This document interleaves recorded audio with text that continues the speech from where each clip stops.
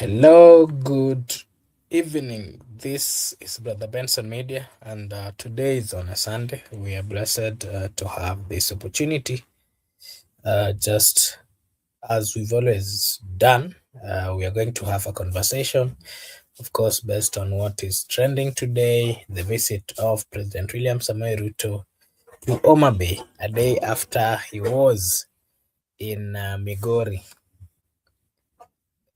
And of course, apart from that, we'll also have a discussion on anything else that shall come back, and especially those which are related to politics. We saw the body of the late Cyrus Jirongo was also airlifted to Kitale airstrip and, of course, taken to his rural home.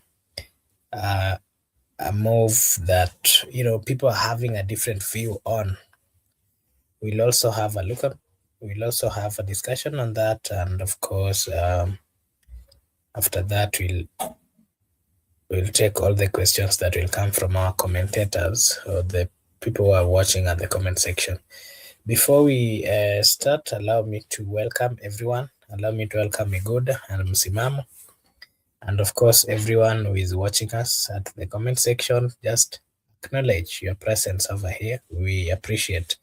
Miguda, you can tell us siku yako imekuaje, na tena you can just say hi to our viewers as well. Hi everyone. My day has been good. I appreciate God and thank to Almighty. Hope you too you have been good, and also wish our friends, relatives, wherever they are, good health and good life. Also want to pass my greetings to Msimamo and Makubura for hosting us, and also to our viewers. Welcome to the show. Okay, thank you so much. Msimamo, you can say hi, natuambie siku yako pia imekuwa vipi? Asante ndugu yangu wa host pamoja ndugu yangu Miguda hapo na wale wanatufuatilia. Siku yangu imeenda bomba, imeenda safi, imeenda sawia kama sahani na kawa. Tunamshukuru Mungu na yeye ndio mweza haswa wa yote. Kwa hivyo tupo hapa haswa kuliendeleza gurudumu, haswa tukitegemea haswa kuvuka mwaka God willing, na Wakenya angalau tuweze kufikia mwaka 2026.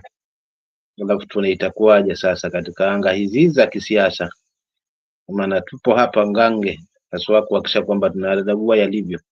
Kwa hiyo ufunguzi wangu ni shukrani tu kwamba kwa wale wote ambao wanatufuatilia, lakini pia haswa kwa wale wote ambao ni mashabiki wetu hapa, kwamba tupo kwa ajili ya kuendeleza hii show bila kinyongo, bila wasiwasi, bila bugdha yeyote. Asante.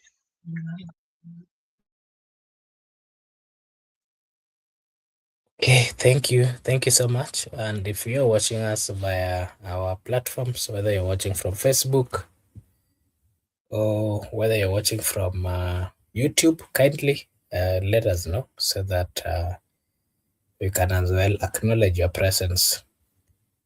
Yeah, so just as the topic goes today, I want us to just have a discussion on the topic that is over there. We saw the president has been in Luo Nyanza, he was in Migori, and then today he was in Oma Bay. And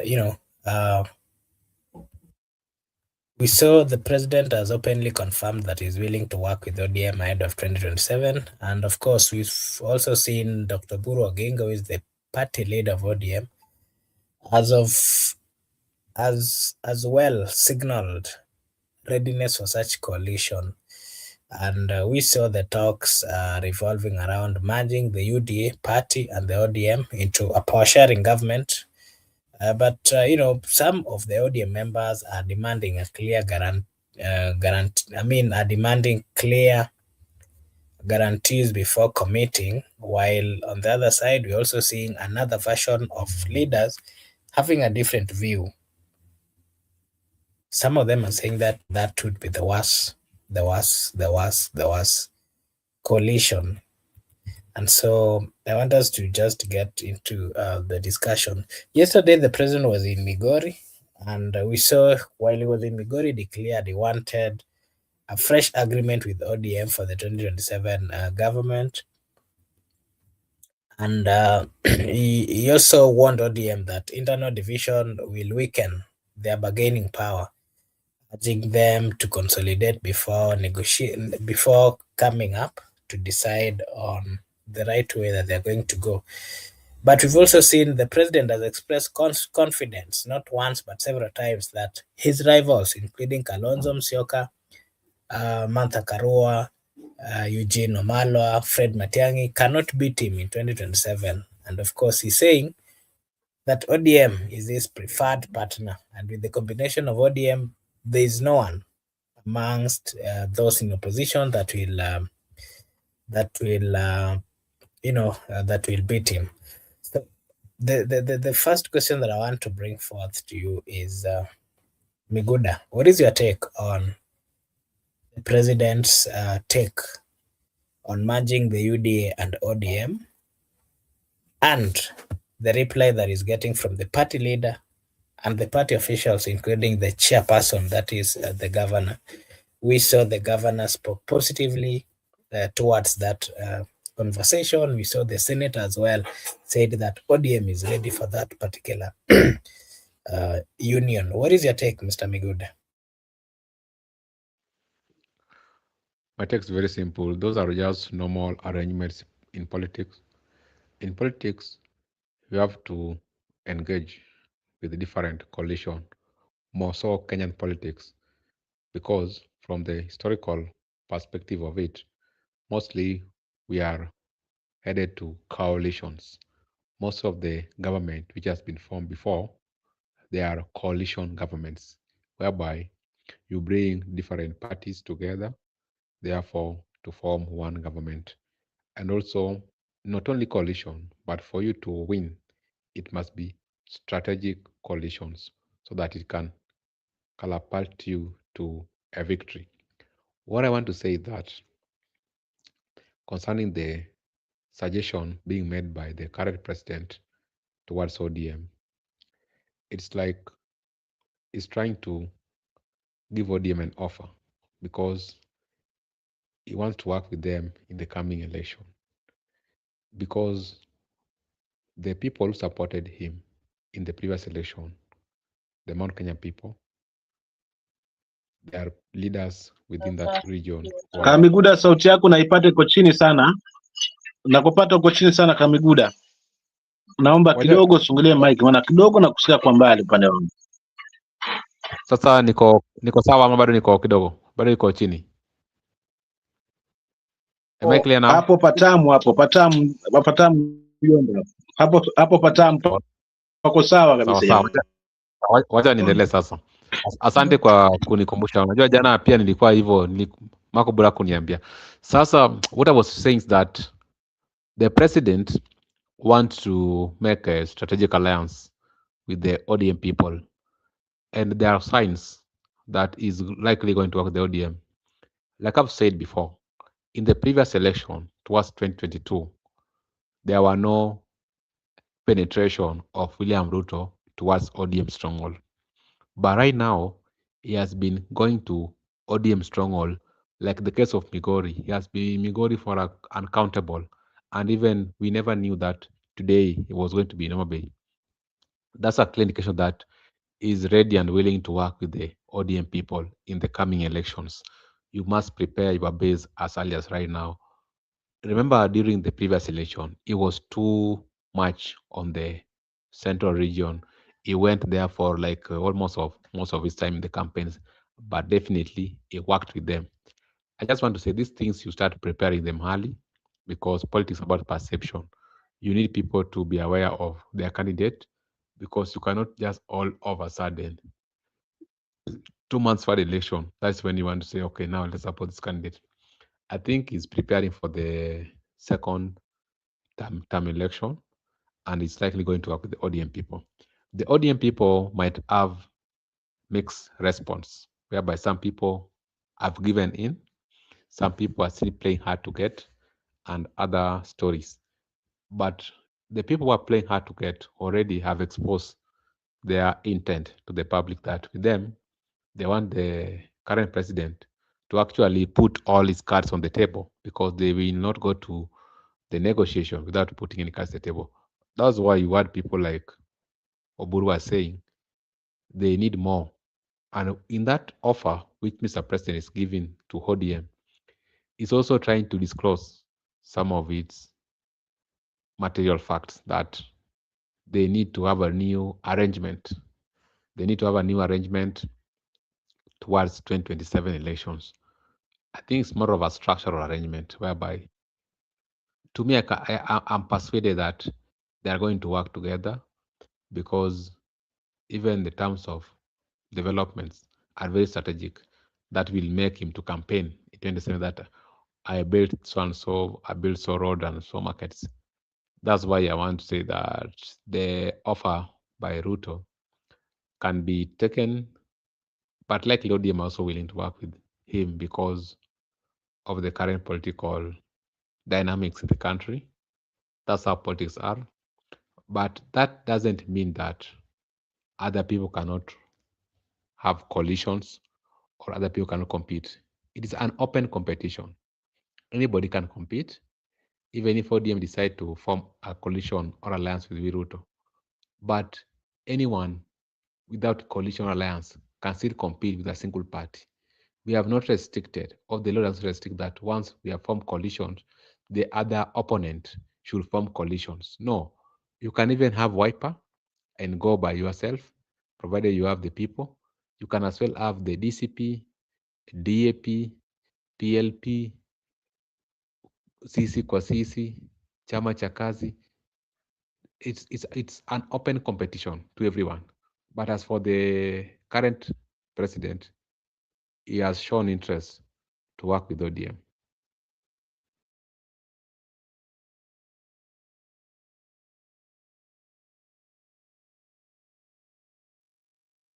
Thank you so much. Be good. And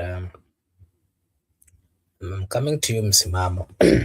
Kenya's 2027 election may already be decided, because you're seeing President Ruto and Oburu, with the party leader of ODM, are talking about merging the UDA and ODM to form the next government. The question I'm asking you, Msimamo, is this the ultimate coalition, or is this the end of the ODM's legacy? Remember, ODM as a party has always had something that they stand for. They has always have a way on how they, how they operate. And since they are now getting into this particular deal, what exactly is the legacy of ODM based on what they have always stood for? Do you think they are getting into, their legacy is being fulfilled, or is this the end of that particular legacy? Msimamo.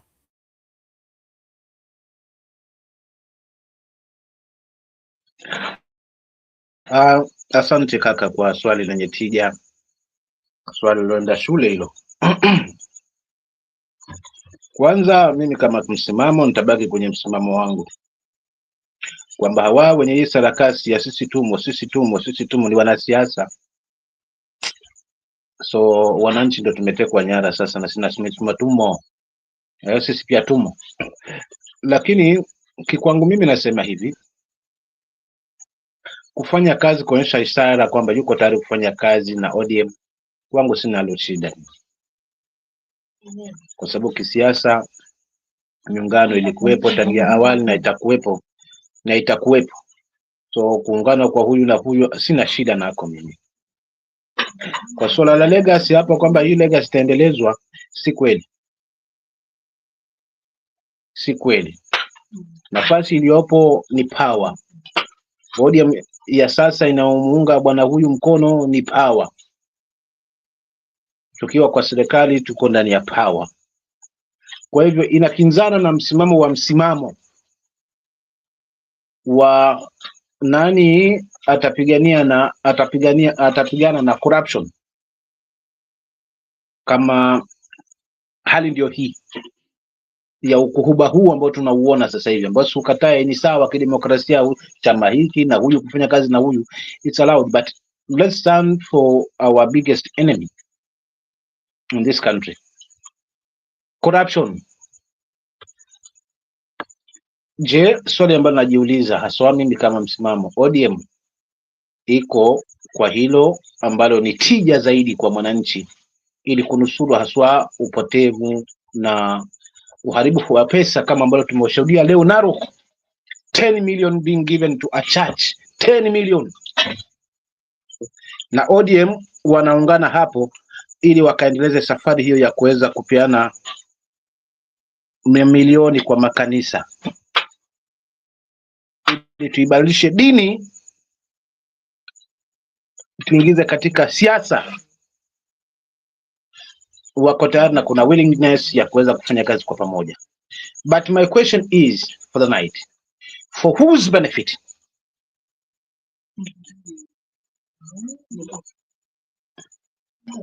Wale wanasiasa ambao wameunguja kwa pamoja na kuungana na kusema tuko ndani, ama kwa wale wananchi ambao wanatekwa nyara kwa matonge ya mkononi na sauti tamtamu tamtamu tamtamu, kisha baada la hili wimbi la hii kuhuba ufikapo kabla ya 2032 ukuba huu pengine hafla uishe. Je, hatima ya wale wananchi ambao wamewaamini viongozi wao itakuwa wapi? Lakini vile vile pia nikimalizia kaka, ni chama katika hii mgawanyiko wa hawa wanasema sisi tunaamini ODM halisi, na hawa wanasema tunataka kuonyesha ubabe kwamba sisi ndio ODM ya kweli, kama ubabe ambao tumeushuhudia jana, leo mara mbili. Leo tumeona Narok, kisha baadaye tukaona kule uwanjani. Jamani, mimi sitaki kuwa mrefu wa maneno, ufunguzi tu, lakini hatima ODM inajionyesha inaelekea wapi katika mgawanyiko huo wa hawa. Sasa hawana nafasi ya kuweza kuzungumza kwa sababu wenye chama tumekaa hapa na tumeamua ni hii, na party leader wetu ndio huyu, na anasema tutabaki hapa, mtake mstate. Katika hii hali ya wewe unauza chama fulana na haribu hapa, hii chama sasa hivi kuna mwenyewe. Sasa tumeingia wapi? Tumeingia katika mdomo wa mamba, na waliotufikisha katika mdomo wa mamba si wengine, ni wale ambao tunawaamini kama viongozi wetu. Kwa hivyo sitaki kuwa mrefu, lakini ODM inaendelea kushuka isipochunga, na siombee hivyo, na kama itabaki ya sehemu fulani tu, ni ODM ya sehemu fulani tu, of which itakuwa sio legacy ambayo mzee ameiacha. Asante.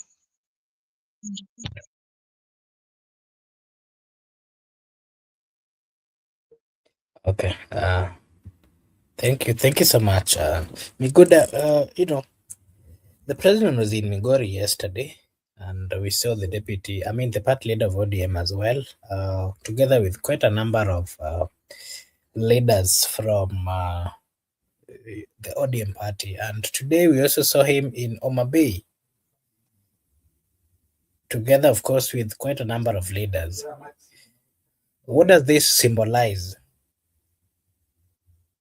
Why do you think, yes, the president has found it easy, and he has found it, easy to work with, to continually get to the Luo Nyanza, and specifically the stronghold of Raila Amolo Odinga? What does this move symbolize? And of course, based on the other facts that are also going on in ODM, the internal crisis in ODM, what is your view on this particular move by the president, and what does it symbolize? Miguda. The movement by the president into the ODM stronghold, according to me, he has a freedom to move across the country, because even those areas are part of Kenya. They aren't limited to anyone to move. But because mostly today there were doing their tournaments. And most of the time, you find that he was invited as chief of guest of either. As head of state, he has to move to areas invited by the people or by leaderships, then also ensure that he attend. It is not a crime for him to attend such events, or people might say that's not roles and function. But right now we are on a off. People are on off. People have gone to holidays, including him. So when he has spared his time to engage other Kenyans into their local arrangements like tournament, that is quite much interesting. And the only problem is that they have turned tournament events into political rallies, because after they have issued gifts to the players later, they must start politicking. That's the only challenge I'm having, because they have been doing politics everywhere, including churches. But right now, when people have gathered to show their talents and also celebrate their gift, whatever they're doing at the pitch, the leaders have decided to turn it. They are looking at the people who have come to political rally, and they're addressing the people. They have taken over what was meant to be tournament purely to a political event. Remember, tournaments, even if you watch this, like some of us who are watching Premier League, they are purely for sports entertainment, but they haven't been political rallies. But you understand that these hours after they have attended, now it's like it was a political event, not even tournament. That's why I have a hypothetical. Then when it comes to, we have talked about leaders. Leaders are not serious. More so the ODM leaders who are now finding themselves to work with Ruto. Reason is you will find that tournaments was there, tournaments have been there, but they have been missing in action. Until that time, the chief guest is invited, that's when you will see them around. That is very wrong, because you need to engage the people with or without the presence of the chief guest. I don't know why they want to ride on the presence of the chief guest so that they can appeal to people that they are too close to the chief guest for them to be re-elected. That is a wrong perception. As leaders of this country, we need to always be with the people. Like I saw some leaders at Migori, then they were also the same leaders at Homa Bay. So why? You are just moving across with the chief guest. I think sometimes you should, not that I want to restrict people from movement, but within your jurisdiction, your presence should be felt with the presence of chief guest or not. You don't need to only get entourage to the chief guest, then you appeal to the people that me, I've been with you people, I'm the resident of this region, but you have not been there. You have been missing action until an event has been organized. That's why in my initial submission, I institute the word, the people have good intention to have a tournament, but the leaders have turned our tournaments to political events. By the end of the day, we don't select the talented ones. We don't appreciate the effort put by the young people. We don't sign players to different clubs. We are busy to listen to the chief guest and also get handouts from politicians. Then we call it a day. I think that's where the problem is. Back to you. Okay. Thank you so much, Miguda, and would like to hear from Msimamo as well. Msimamo, you can also give us your take on what you think this consistency that the president has been having going to the Nyanza region, the stronghold of Raila. What does it symbolize? You will give us your take on that. And then something else that I want you to give your take on is, the Nyanza votes. Do you think the president is gaining the Nyanza votes? Do you think he's getting the legitimacy? Do you think he's neutralizing the opposition? And then something else you can give us your take on is the ODM. The ODM gains. What the survivals after Raila? Is ODM surviving after Raila? Is the government? The government position are they still relevant? Those who are given the position, the members of ODM, are they still relevant into the field of politics, or their power or their wave has reduced? You can also give us your take on the risk. Is ODM? ODM is accused currently with the moves that they are making. Some people, the likes of Honorable Kalonzo, the likes of Honorable Martha Karua, they are accusing the current ODM members of betraying Raila's legacy. And UDA is also accused of swallowing the opposition. What is your take, Msimamo?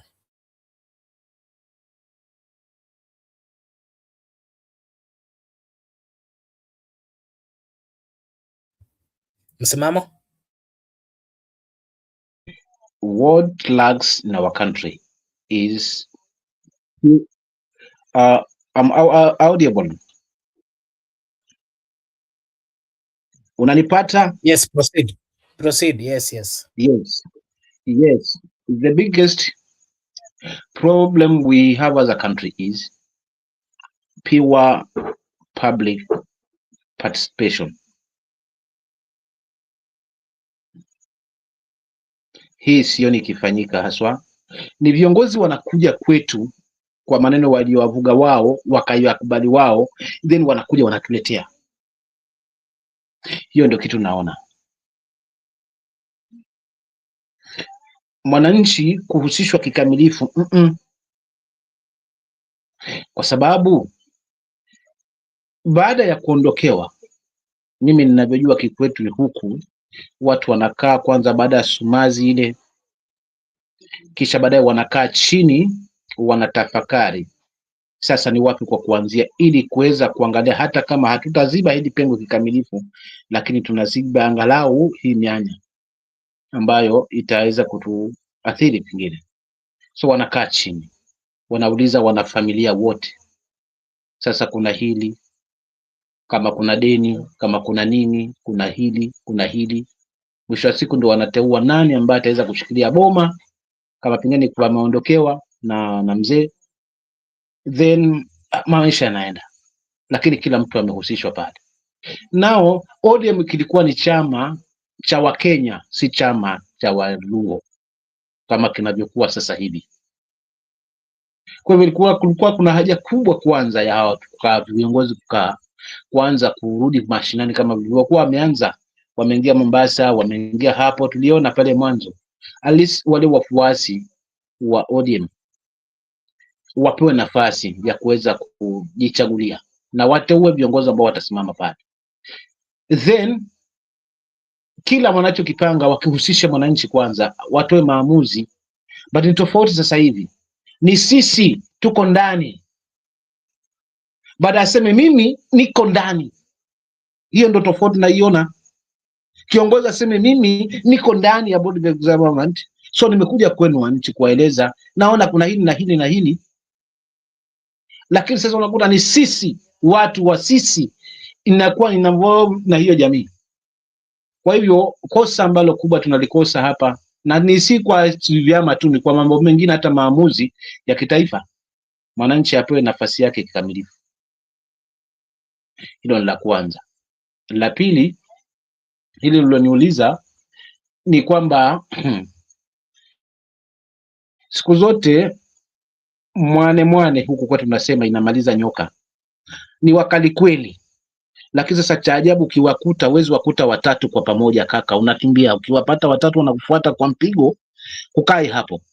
Lakini cha ajabu utamkuta ni mmoja tu. Sasa pamoja na sumu yake kali lakini ni rahisi kuweza kummaliza. Ndio ODM mnavyoiangalia sasa hivi, kutoka iondokeo na baba, kila mtu ana sauti yake. Huyu anakuja na laki, mimi baba mara ya mwisho aliniambia hivi. Huyu naye anakuja na laki, mara ya mwisho baba aliniambia hivi. Huyu anakuja na laki, baba mimi ndiye ambaye namjua zaidi, maana nilikuwa naye hapa. Sisi so katika hii hali ndivyo itakavyokuwa na kura, wakati wa kura, kwamba Nyanza kuna lazima zitagawika, kwa sababu kuna wale ambao ni wafuasi wanaoamini kwamba serikali hii ya muungano huu wa broad based government ulikuwa na mkataba, hayo mambo ya implemented, mambo 10, kisha baadaye ndio waangalie la kufanya baadaye. Kumaanisha wako kwa serikali ni expertise ndio ambao walipelekwa pale, so wao wana wafuasi. Lakini kuna hili kundi kubwa ambalo limezuka sasa hivi ambalo lina ukelele mwingi na halitaki kushindwa on daily basis, wanatafuta kila mbinu waonekane kwa media.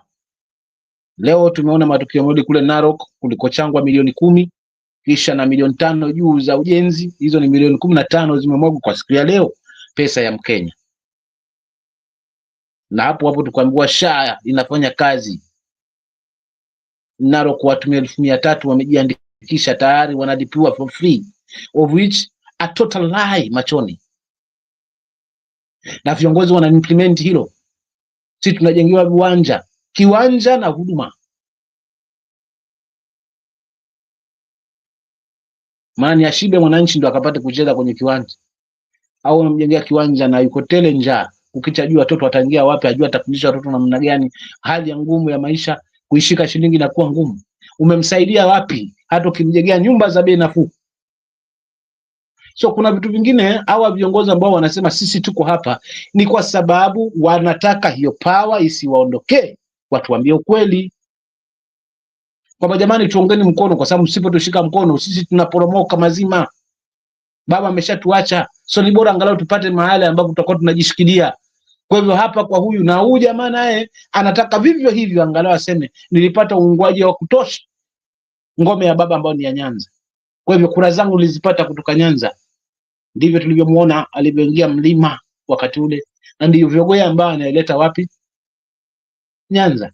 Lakini katika chama hajaanza ODM pia kutaka kukimeza. Jubilee tulishuhudia ya kina Sabina Chege na wenzake na yule Secretary General wao na Jubilee yake, na kikawa chama kimetaka kuishia kabisa kwenye mdomo wa mamba. The same thing applies sasa hivi na ODM.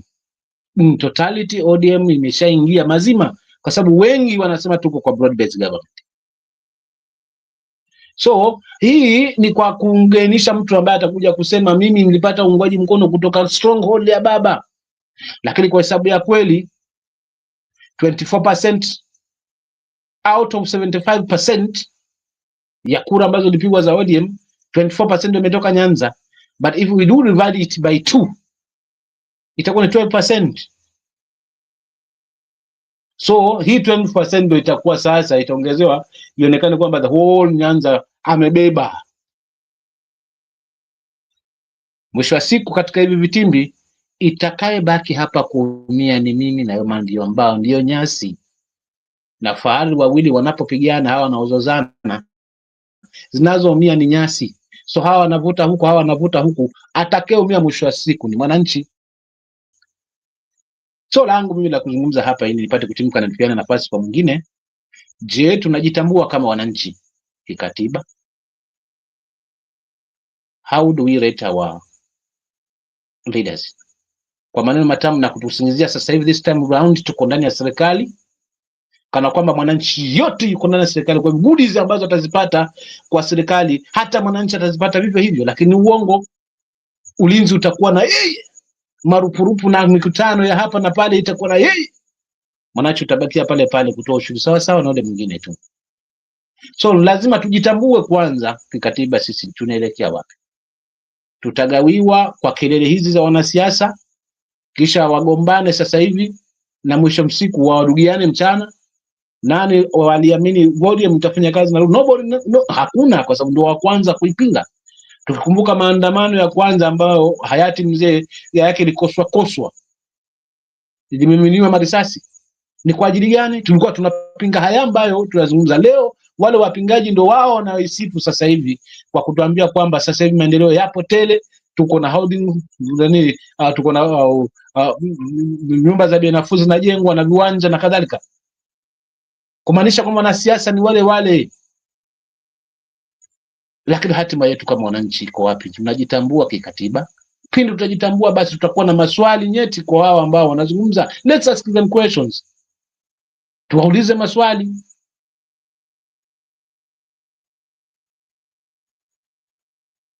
Hilo nitakwamia hapo kwanza, nipate kumeza mate kidogo. Asante.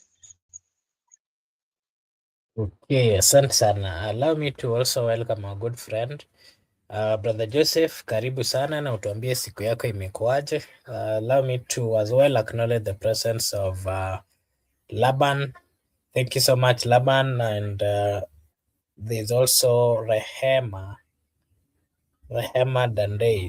Dangeis. Thank you so much for also finding time to join us. We really appreciate. And Joseph, you'll come and say hi. And as you come, we are just trying to give our views over here on what is happening. And part of the topic, as you can see, is what is happening in Luo Nyanza. Yesterday, the president was in Migori, and today he was in Homa Bay. And the Kenyans 2027 election may already be decided because you're seeing the president and the party leader of ODM are talking about merging UDA and ODM to form the next government. The question I'm asking you, Brother Joseph, is this the ultimate coalition, or is this the end of ODM's legacy? You'll give us your take on that. And then I want you to also give us your take on if you followed or if you saw what was happening in Migori yesterday. We saw the president and, of course, Oburu Odinga and quite a number of ODM leaders. They were all talking or signaling their readiness for the coalition. And the question I'm asking you is, these consistent trips that the president is making again to Luo Nyanza, where the places which are perceived to be the stronghold of Raila, what does this symbolize? And you can also combine it with, do you think Ruto is gaining the Nyanza votes? Do you think he's getting the legitimacy from the people? Do you think he's neutralizing the opposition? Brother Joseph, what is your take?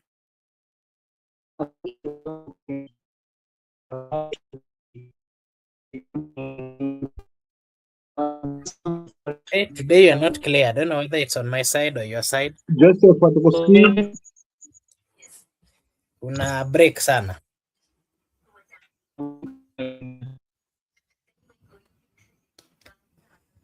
As we wait for Joseph to fix his internet, allow me to read some few comments here. Kidogo tu kuna kitu nimalizie hapo, haswa swali lako la mwisho kwamba je, unaona kwamba kuna juhudi ambazo zinaendelea za kuweza kulemaza upinzani mazima upande ule? Jibu langu nitasema bado mapema. Hatuwezi sema tayari kwamba hawa opposition wamelemazwa, maana hatujajua nao watazuka na yapi. Kwa hiyo kwa sasa hivi kusema anafanya kazi vizuri kwamba ameingia mazima, hatujajua outcome yao. Wengine ambao wamenyamaza pia watatoka na wapi? Kwa hiyo wacha tuone kwanza, as from January onwards mpaka February nini kitakuwa hapo, then tutakuwa sasa tumejua haswa mazima kwamba nani kachukua ngome hiyo, nani. Like for the time being siwezi nikasema labda opposition huyu amegain ama huyu amerudi for the time being, kwa sababu bado ni cheche za maneno. Juzi Sifuna alizungumza haya na siku mbili hizi nayo tumeona misururu ya mikutano kwa wale ambao wanaamini wameachwa kwa broad based government, wakijaribu kuwarai wananchi waamini hilo kwamba waliachwa hapo. So for the time being sitaki kuwa mnafiki kwamba niliongezea kwamba nani kalemaza ama nani kalemazwa hapa, kwa sababu hatujajua pia watatokaje haswa na United Bezina yapi. Asante. Okay, thank you so much. Joseph, I can see Joseph is back, and Labania is saying that ODM was formed to capture power and promote democracy in Kenya. And Nyamu KM here is saying Lunyanza is confused and hence finished. By Kenya, let us watch this with some popcorn at hand. Msimamo, you wanted to say something before I let Joseph come? ODM, it has been formed to capture power and democracy, meaning hata wakiona corruption endelea, they have no problem with that at all. Wakiona ufisadi unaendelea, wao hawana shida. Shida yao kubwa ni kucapture mamlaka na democracy, na tunahitaji taifa libadilike. Really? Anyway, wacha niachia hapo kwa sababu na wenzangu hapo. Na Joseph amerudi. Asante. Thank you. Brother Joseph, karibu sana. Umepotelea wapi?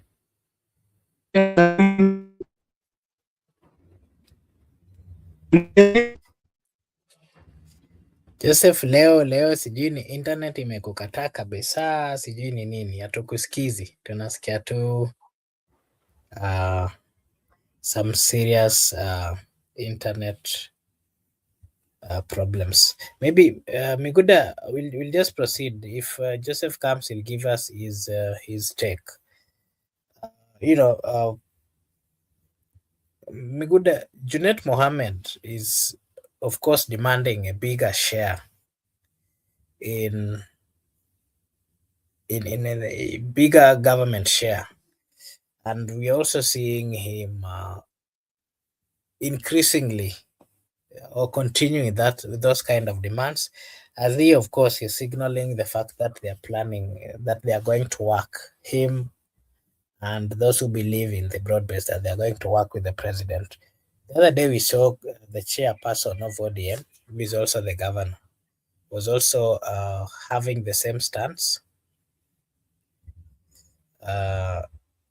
Miguda was also having, we saw the chairperson for ODM was also having the same stance of course requesting for bigger government share.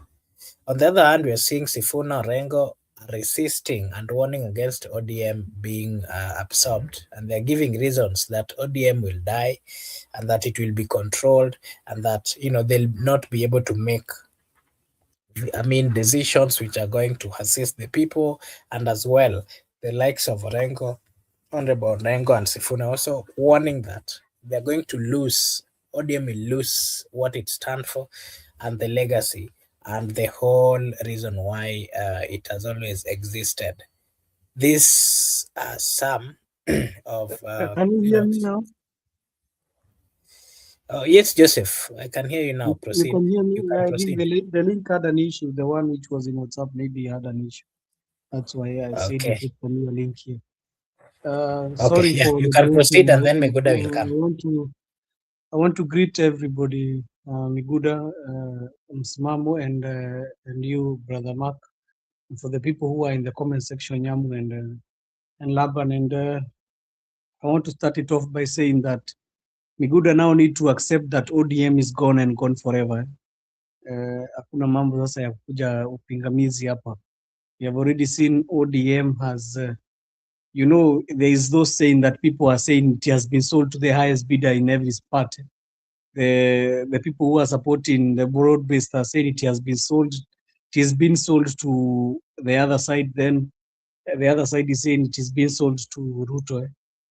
But one thing is certain, we cannot talk about Nyanza. We are going to be talking about Luo Nyanza, because Nyanza is inclusive of Kisii and Nyamira. And the one thing I want to answer Laban and tell him, he needs to talk about where he comes from. And I see where he comes from. It is a tricky affair for ODM. I don't see even them clinching the governor seat. It is a very hard affair for them in Kisii region. So I've seen today and yesterday what has been happening. And if we are true to our words and true to what Raila said, his last comments, he said that ODM as a party was to field a candidate in 2027. So who is lying to who? You need to take the last words of Raila, because everybody is saying that he was spoken to by Raila using the phone. But the thing that is certain is what is last word. You always take the person's last word. I see even when they went for the service of Jirongo, they were saying, I'm going to take the last words that Jirongo spoke to me, or what they spoke, or what he spoke in the media, or where people in the social medias. And if we take the last comments of Honorable Raila Odinga, we'll see that it was about ODM fielding a candidate, and their discussion was to end in 2027. So I think the people who are after this, they are about to go on the wrong side of what the late Raila Odinga had said, because he has said that ODM should field a candidate. It's very funny that Laban is coming here to tell us that ODM was formed to clinch power, and to and promote democracy. But the problem is it going to take power? Is ODM taking power, or ODM is being swallowed by UDA? Because it is very evident ODM will be swallowed by UDA very soon. That is what is happening. Then another thing, he's talking about democracy. Where is the democracy? Because I don't see the democracy even in the terms of the voice in ODM. They want to force something down the throats of others. You can hear other people, they are even now being sidelined. And we have seen this very evidently with the likes of Akina Otsotsi, who is a deputy party leader. You can see very, very clearly that the likes of Akina Orengo, they have been sidelined by the so-called people who are trying to push this narrative of theirs. Because if some of them, they are trying to hide the skulls, the skulls in their closet. Some people like Gladys Wanga, she's trying to hide the skulls in the closet, that she has been doing nothing in Homa Bay. And then the people of Akina Kaliba, of Akina Mbadi, and the other ones, Akina Joho, they have been trying to fight for their stomachs, which is them to remain in as CSs. I think hii kitu inakuwaga na utamu mingi sana. So one thing is for certain, ODM is going to break. And when the ODM breaks, what will happen? What are the scenarios of ODM breaking? We are talking about what happened in Homa Bay and Migori. We are forgetting that will happen. And what will truly happen is two things. ODM might be left to be a regional party, and more so it will be a Luo regional party. And then it is going to split from other people, and the other people, you are going to see them, the likes of Akina Otsotsi, they are going to go their ways. And the likes of Akina Babu, because they are forcing for this thing, you see them even they are trying to find new outfits. So what will happen in ODM in these other places like Nairobi, like Western, like the coast, and places like Turkana? Raila had tried to make ODM a national party, but these people are trying to make it a regional party. And if you see the likes of the people who are talking, just go and check them. All of them, most of them, isipokuwa tu mama moja niliona hapo ametoka coast, all of them you hear they are speaking one language and they come from somewhere. So it's kind of becoming a regional party, and that one is the problem, because they are killing ODM the way they want it. And it's good because they are going to sell ODM to Ruto. But now the problem is, will Ruto clinch with will he go with all ODM, or will he go with a part of ODM, which is a regional based? Because I see a scenario where we are going to be having two ODMs. We might have ODM Asil and another ODM. And I'm telling you, these are things that are likely to happen in the coming near days, because it's very evident these guys are not in the same book. Nobody is in the same book in this agreement. People don't. If you heard what Sifuna today was talking about, he's done. I think he's done. And I know the next steps that they are going to do is ODM is going to force him to leave the people who have the power there, they are going to force him to leave. Now the problem is, do the family of Raila, Akina Winnie and Ida, in support of this? That is the question. And the other question is, what is the benefit of Ruto taking ODM, Luo Nyanza only, ODM, and leaving all these other regions? Because most of them are going to feel they are disenfranchised. I heard Wanga talking about developments in Homa Bay. So if you're talking developments in Homa Bay, what about the people who are in ODM, who are in Western? What will they be talking about? The people in the coast, what are they talking about? I only see Joho is the one who is getting happy because he's a cabinet secretary. But do the people of coast feel the developments being brought in coast? Then another thing to, as I end up, because I did not come here to talk too much, the other thing is quite clearly, Ruto, when he needs something, he's going to be there for a long time. He was there in Mount Kenya for almost 3 years. So do you think there's something different that he's doing that he did the other time? He's just doing the same script that he did in Mount Kenya. So what happens after that? If for example they are able to give him the presidency, do you think that they are going to have a better deal? Will they be having a better deal if they are going to be having an opposition who is going to strike a deal with Ruto if maybe he wins the election? Who is going to be disenfranchised in this whole situation? So I think people should check this thing keenly. I think Biguda is here, is an ODM member, and I think now already tunajua sasa wameshapelekwa ile side ingine. So I think now he's going to start saying two term, as Laban says, already the deal is signed. So that was my take. I did not have too much to say. Miguda, utatuambia kama utaendelea na two term ama huko. Miguda, maybe as you come to give us your version, you can also tell us about the demands that Junet Mohammed is making, that they're demanding for bigger government share. And on the other hand, we are seeing Sifuna Orengo are resisting and warning against being absorbed. And they're saying that if ODM joins the government, then they're going to lose what ODM stands for. They are also going to lose the legacy that ODM has always stood for. And in one or another, they're also saying that it is a way of not respecting the people who have stood with ODM. You will give us your take on that, Miguda. And then something else is, remember, we've always known Raila has always stood for something. He has a legacy that is left. So the question I want to ask you that you can give us your take on, Miguda, is ODM betraying his lifelong opposition stance?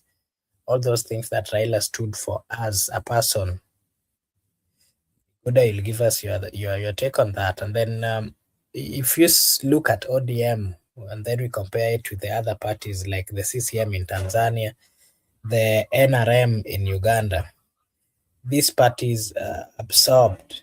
We saw that they absorbed the rivals to secure power. Are we also witnessing the same in Kenya, where UDA is swallowing or absorbing other political rivals to secure power? You can give us your take on that, Miguda. And after that, Msimamo will also give us his take, and then I'll just come with one question, and then we'll call it a day. Miguda. Okay, thank you. First, let me also welcome my good friend Joseph Karaoke to the show. And before I respond to your question, I'm glad that the statements have come from Joseph, not from me. So I haven't said two term. So that one must be understood. They are from Joseph, not me. Me, my stand will be, or my fate will be determined in the near future.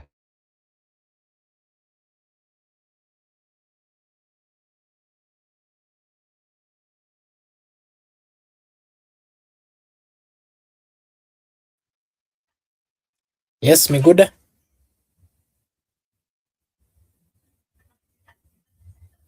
Miguda either. I think Miguda is having a problem with this network. Maybe Msimamo, you can pick and give us your Asante. Mimi nitaungana na ndugu yangu Joseph amelidadavua vilivyo. Unajua siku zote katika mchezo wa draft alio nje ndo anaona mitego ajabu kuliko alio ndani kwenye mchezo. Kama kuna wale washabiki wanaocheza draft, basi huyu shabiki uko nje ataona mitego hapo, ungekula 3 ungefanya hivi. Sasa ungekuwa unaongea mambo na king, lakini sasa wale wako hapo ndani ndio inakuwa kibarua.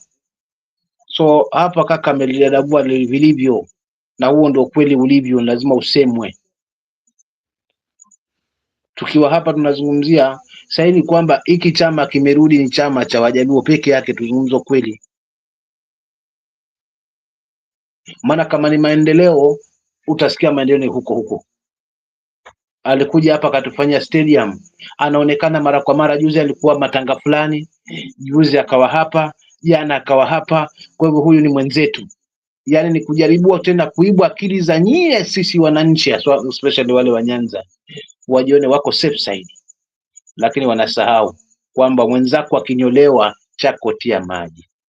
Ndio maana juzi ngazungumza hapa, wengine watatumika kama tishu tu, lakini wengine ni vile kwamba wanashaondokewa. Nimeliweka wazi hapo awali na kakaangu amelizungumza tena hapa kwamba mti mkubwa ukiondoka basi ama ukianguka basi ndege huyumba. Sasa katika hali ya kuyumba, wengine watafuta vivuli wameanguka mazima. Kwa hawa wachache ambao wako kwa nyadhifa ndio wamekuja na hii mbinu yote, na wengine hapo ni wameahidiwa promises za maana na za nguvu katika serikali ijayo, wewe utakuwa hapa, wewe utakuwa hapa. So katika hali hiyo peke yake mimi kama msimamo sifungamani nayo, maana serikali ya kupiana huyu fulani kafanya hivi hivi, hiyo hainifaidi. Kwa hivyo hata nikipewa waziri, nikipewa kiongozi, si kwamba hata nimepewa nini, ni ile kwamba alisaidia kusekiwa mtu abaki katika mamlaka, ndio maana kazawadiwa. Kwa hivyo itakuwa ni uongo kunihudumia, kwa sababu already mwenye amemzawadi atamsikiza kuliko ni mimi mwananchi. Kwa hivyo kila atakifanya pale lazima ataanza kuuliza, je, hapa jamani na uwezo wa kufanya? Kukionekana kuna njia za kuleta kura mahala ma kitu cha maana, kuna kitu katakuja, unapo sasa hapo kaza kamba kidogo, kwa sababu unaona kuna benefit. Hatuwezi enda katika taifa hilo. So hapa nimezungumza kwamba anayefungwa kamba ni mwananchi wa Nyanza, sasa special si Nyanza yote. Kaka amenikosoa hapa kidogo na nashukuru kwamba alikuwa nimeita Nyanza, lakini luo Nyanza.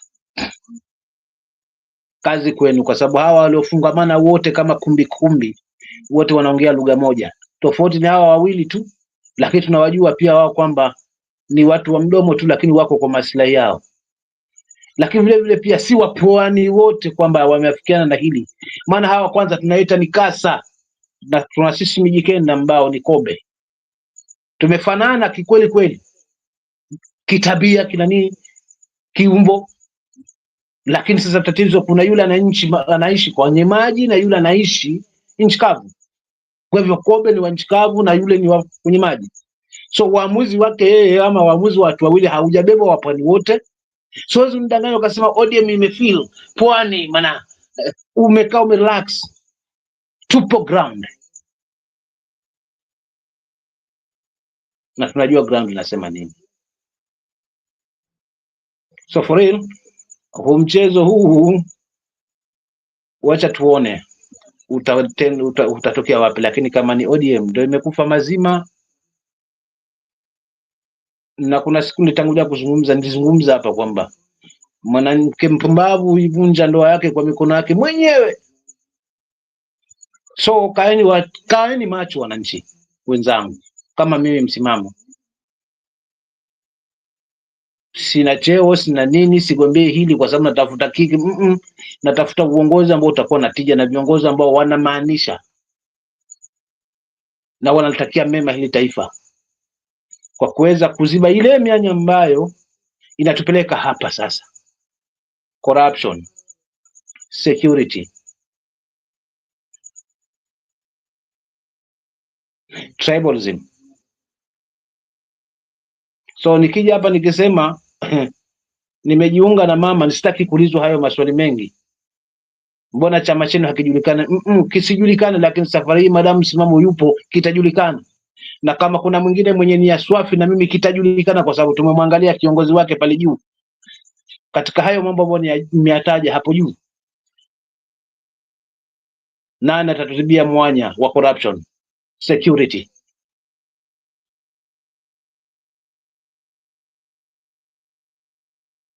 Lakini vile vile nani atainusuru katiba ambayo sasa hivi nataka kuchafuliwa tayari mapema?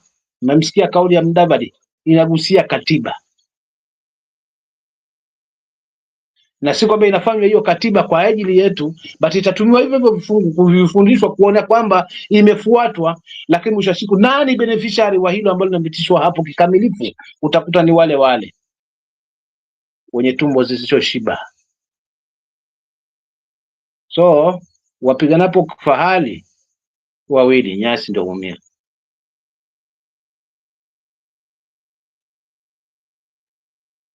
Let's measure wanasiasa kulingana na track record zao. So wakuje na pesa kwa magunia sawa sawa, lakini tusijisahau kwamba hiki ni chambo, na kama ni chambo kinandoana ndani. So baada ya kula chambo kimaliza, unajipata uko kwa mshipi na kutoka ni ngumu. Utaimba tu nyimbo ambayo lazima utaimba tu, na ndio maana wanasiasa wetu wamepatwa katika huo mtego. Sasa hivi hao wengi kelele zote ni chambo, walishakula chambo, wamebaki kwa ndoana, kwa kujitetea ni kwetu wananchi. Sasa hivi hatima ya hili taifa, mimi nazungumza kama msimamo on daily basis kwamba liko katika mikono yetu.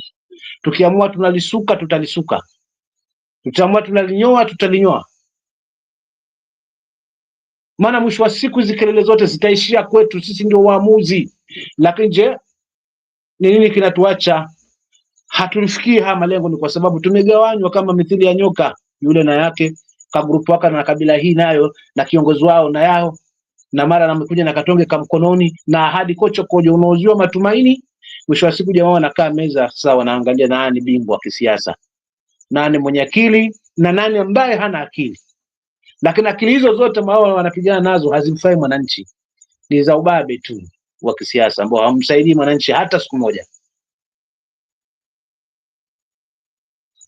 Maana kuna msimamo, tuko tayari kiuza hiki chama, kinasemekana hakiingiliki bila pesa, kitakuwa na wajumbe, kwa sababu tunaamini kiongozi hanunuliki wala hashawishiki.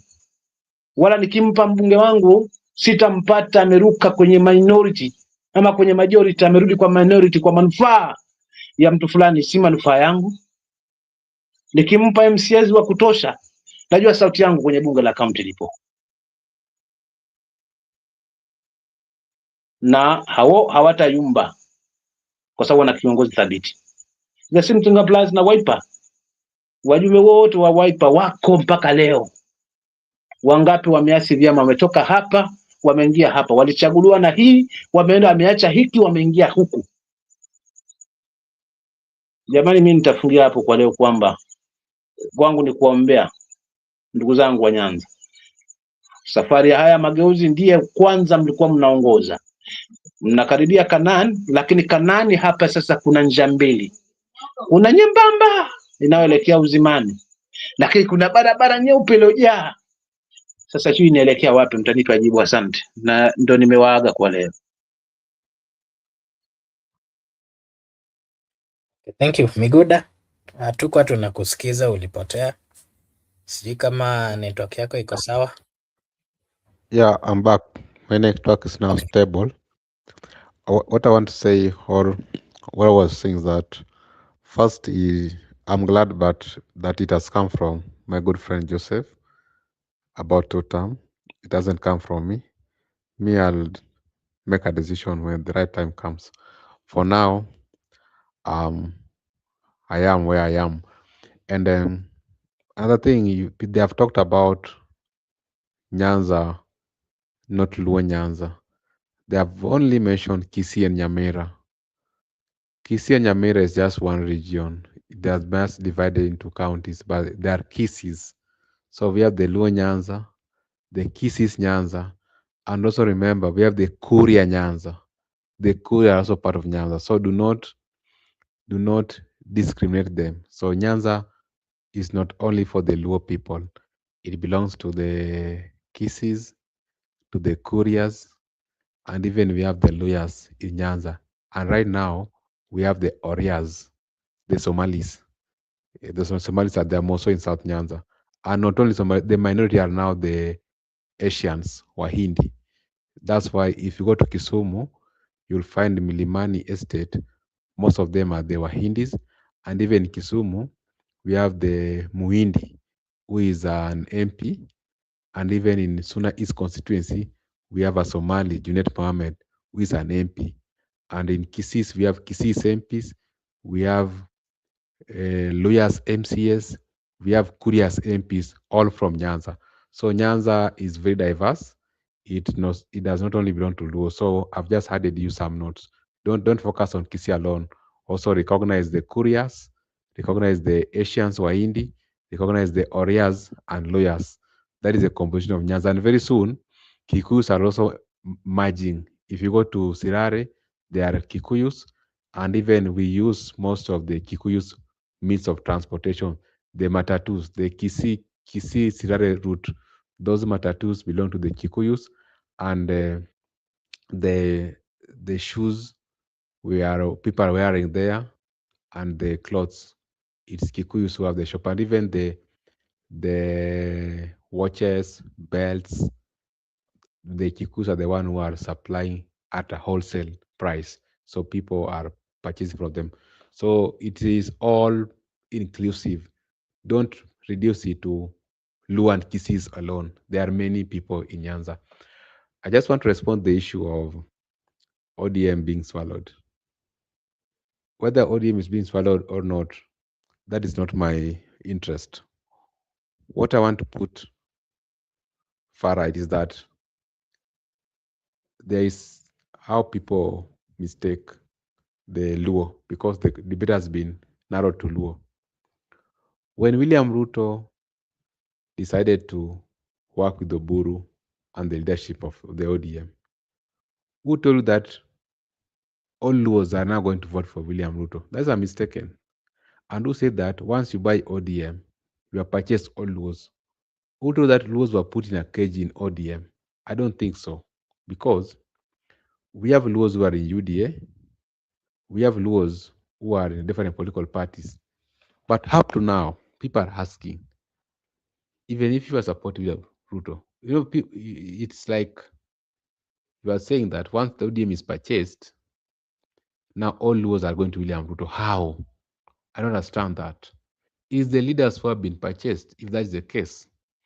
Or is the leaders who have gone, not the people? You must distinct the leadership and the people. There is this issue whereby people are saying, if Uhuru purchased ODM, now Uhuru has buy Luos. If Ruto has purchased ODM, Ruto has buy Luos. How? It doesn't make sense to me until someone try to explain for me further. Because to me, I believe that, what if we argue that the Sifuna factor has been purchased by Uhuru and opposition? Does it mean that now all lawyers have gone to Uhuru with Sifunas? And what if the Junet, Wanga, Oburu have been purchased by Ruto? Now all laws have gone to Ruto. It doesn't make sense at all, because I don't think you can buy people.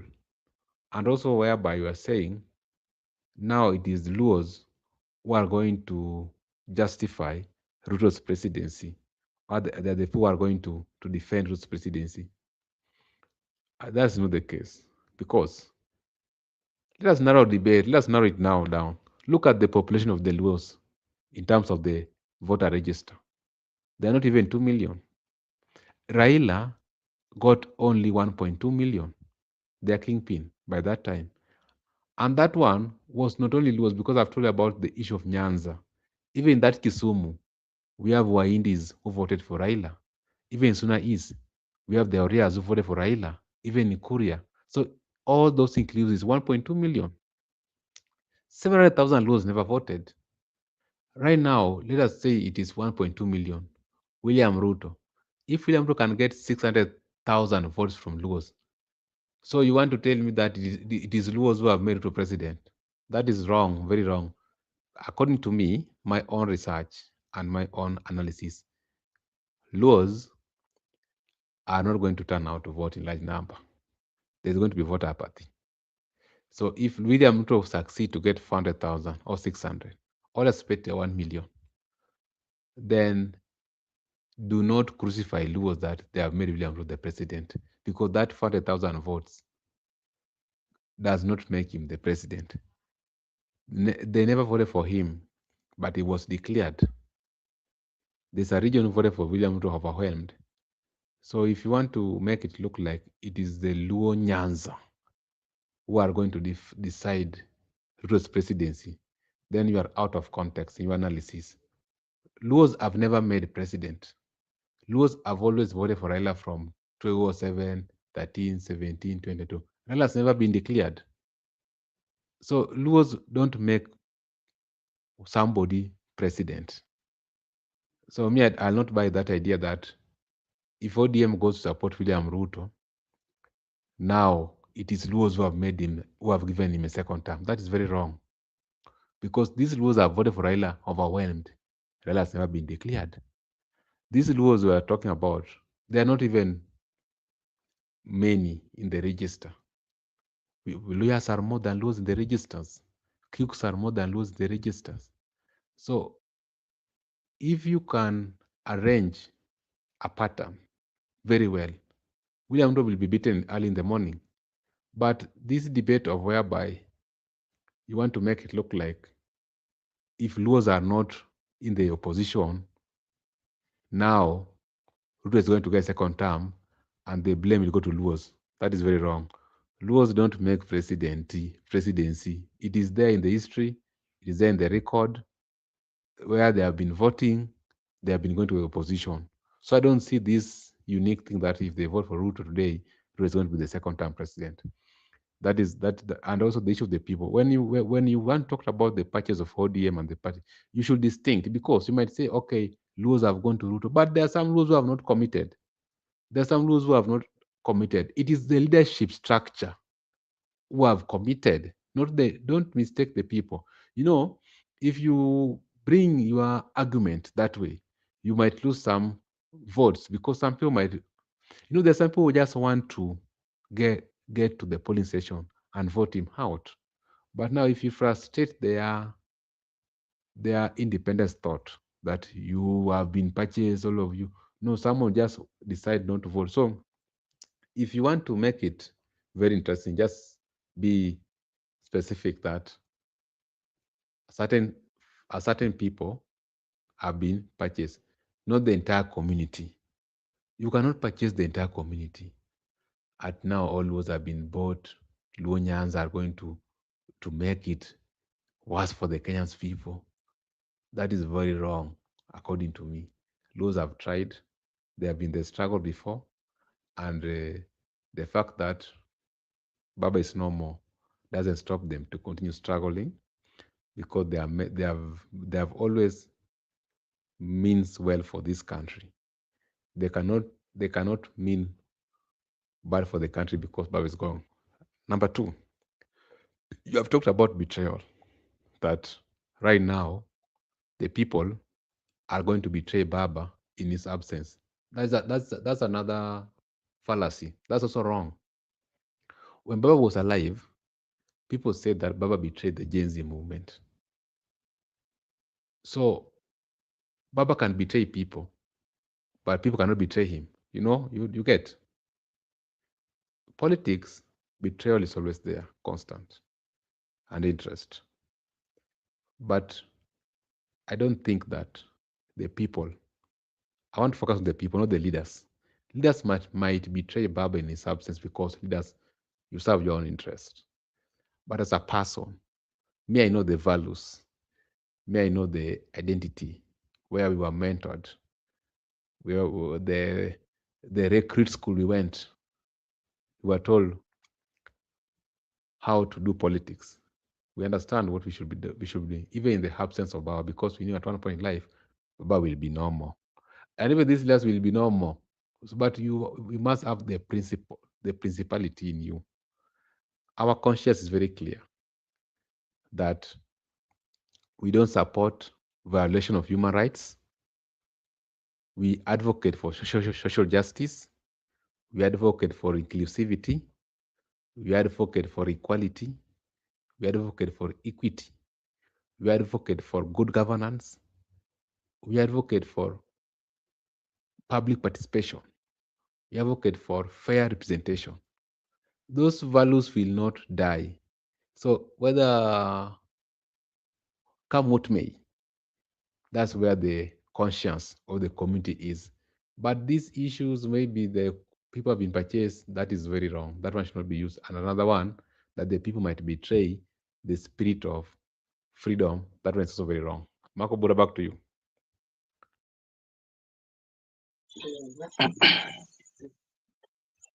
Okay, thank you.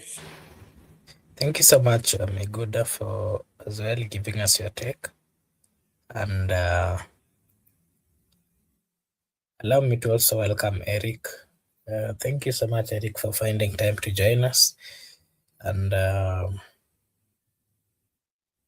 yeah, I think let me give Eric a chance to also give us his take.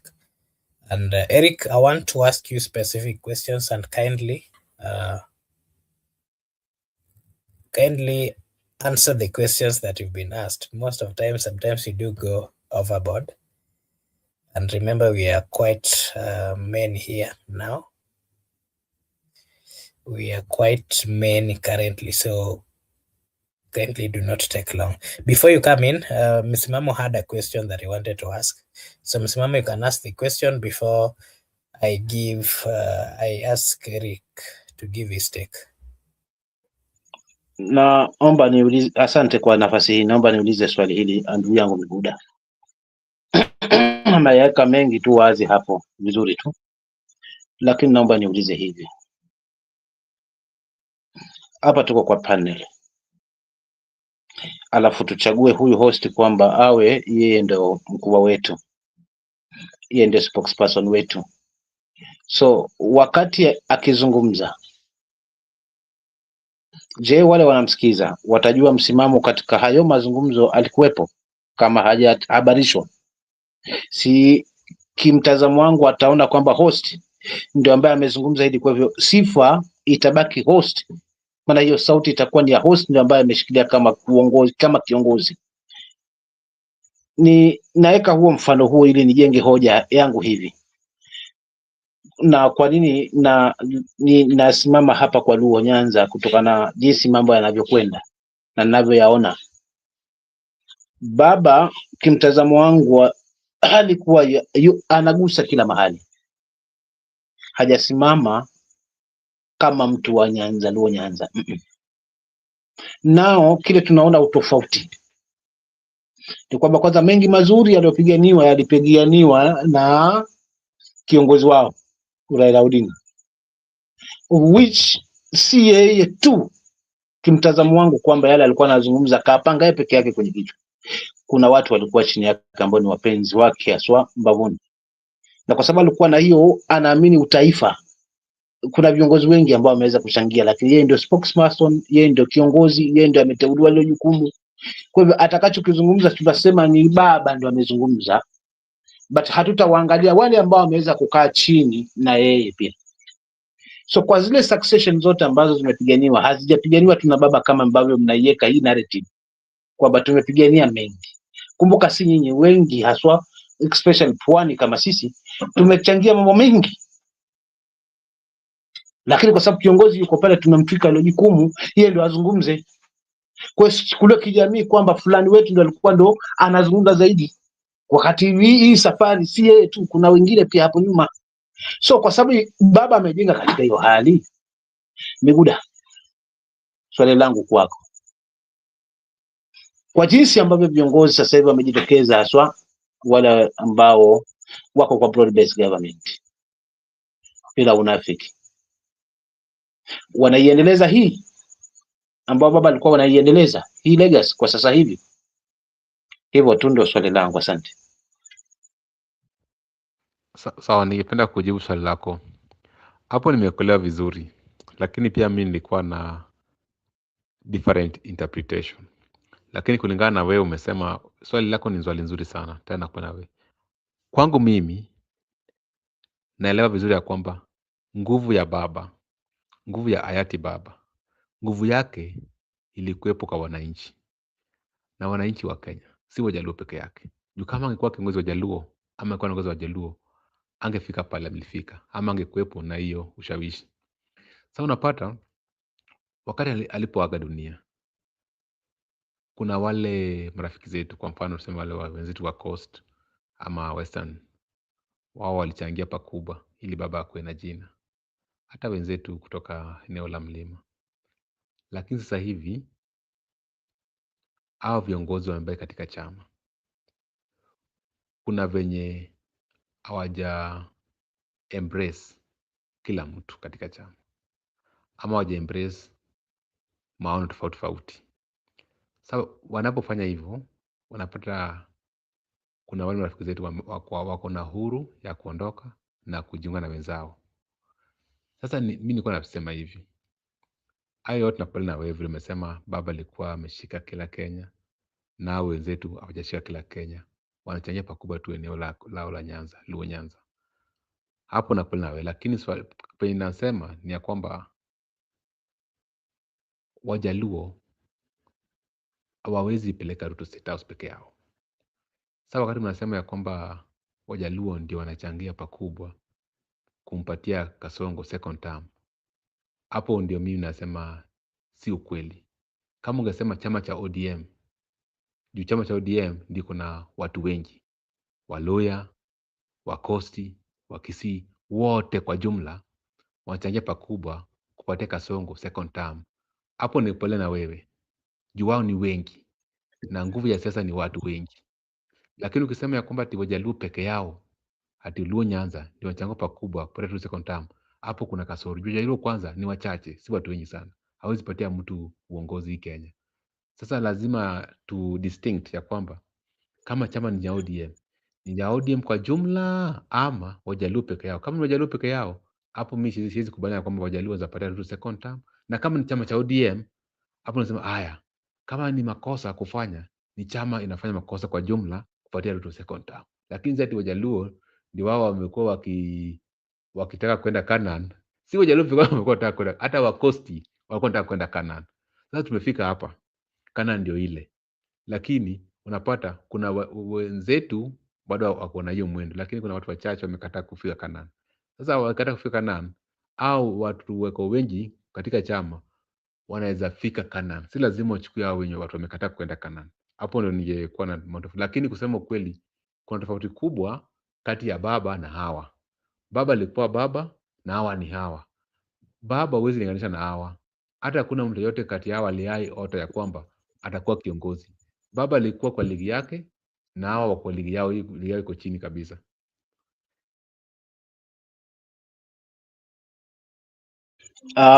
Asante ndugu yangu Miguda, labda kwa swali lako, lakini niseme hivi, kwa nini tunasema kwamba watakuwa wanachangia?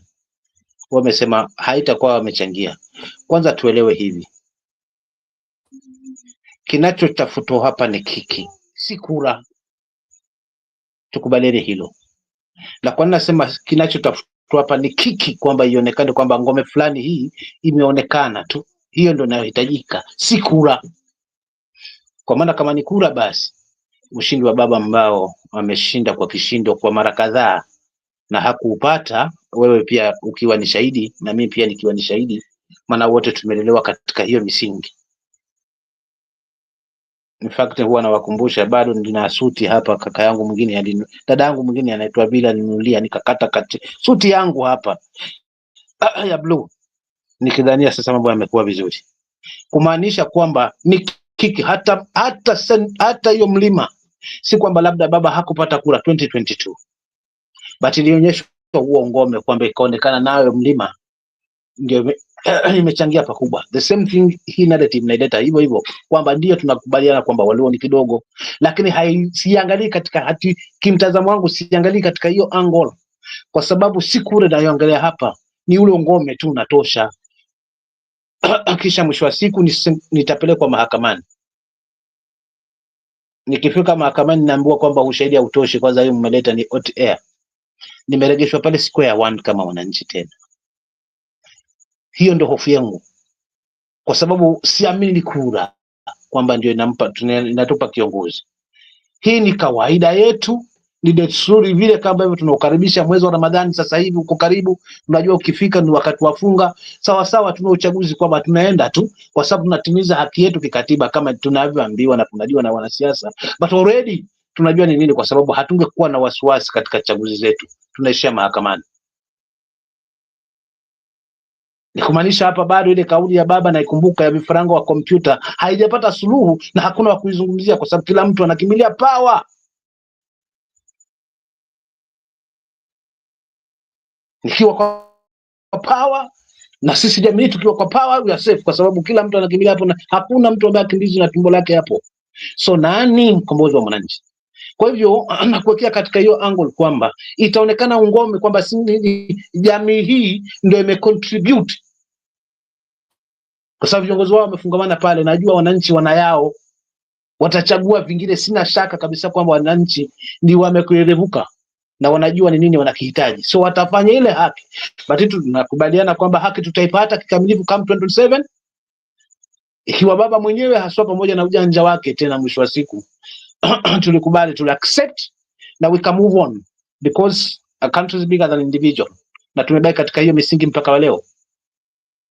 Kwa kakangu Miguda, mimi nitaka kulieka katika hiyo angle kwamba lawama itakuja katika hiyo hali sawa sana vile ambavyo sasa hivi tunalaumu mlima kwamba hiyo ndio ilichangia pakubwa, lakini I do believe kwamba pia baba alipata kura zake mlima. Asante. Thank you so much, Msimamo.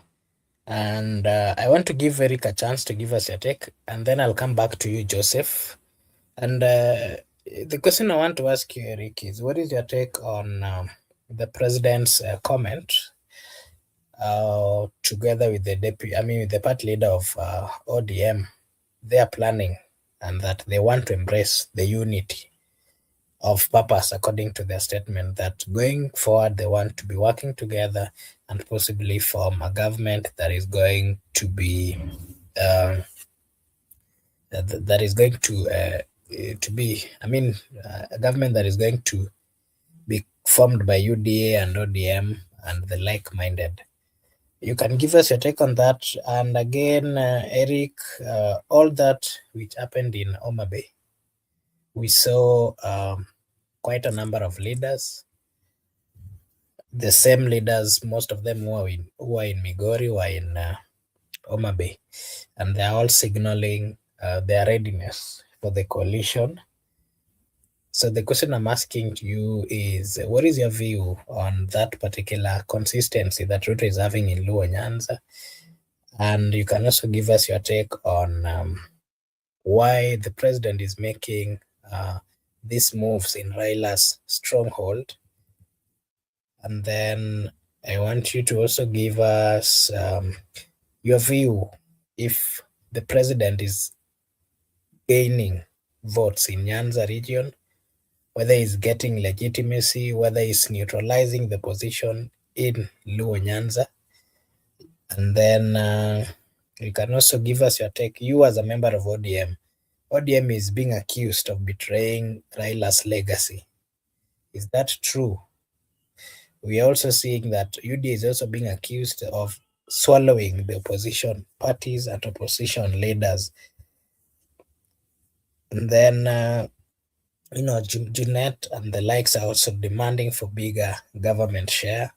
While on the other side, we're seeing Orengo and Sifuna resisting and are warning ODM against being absorbed, saying that if they allow themselves to be absorbed, they are going to lose, the legacy that they were left with as a party. And then, Eric, you can give us your wrap on that, and then I'll get to Joseph with a new question, and then you'll all give your views before we close. Eric?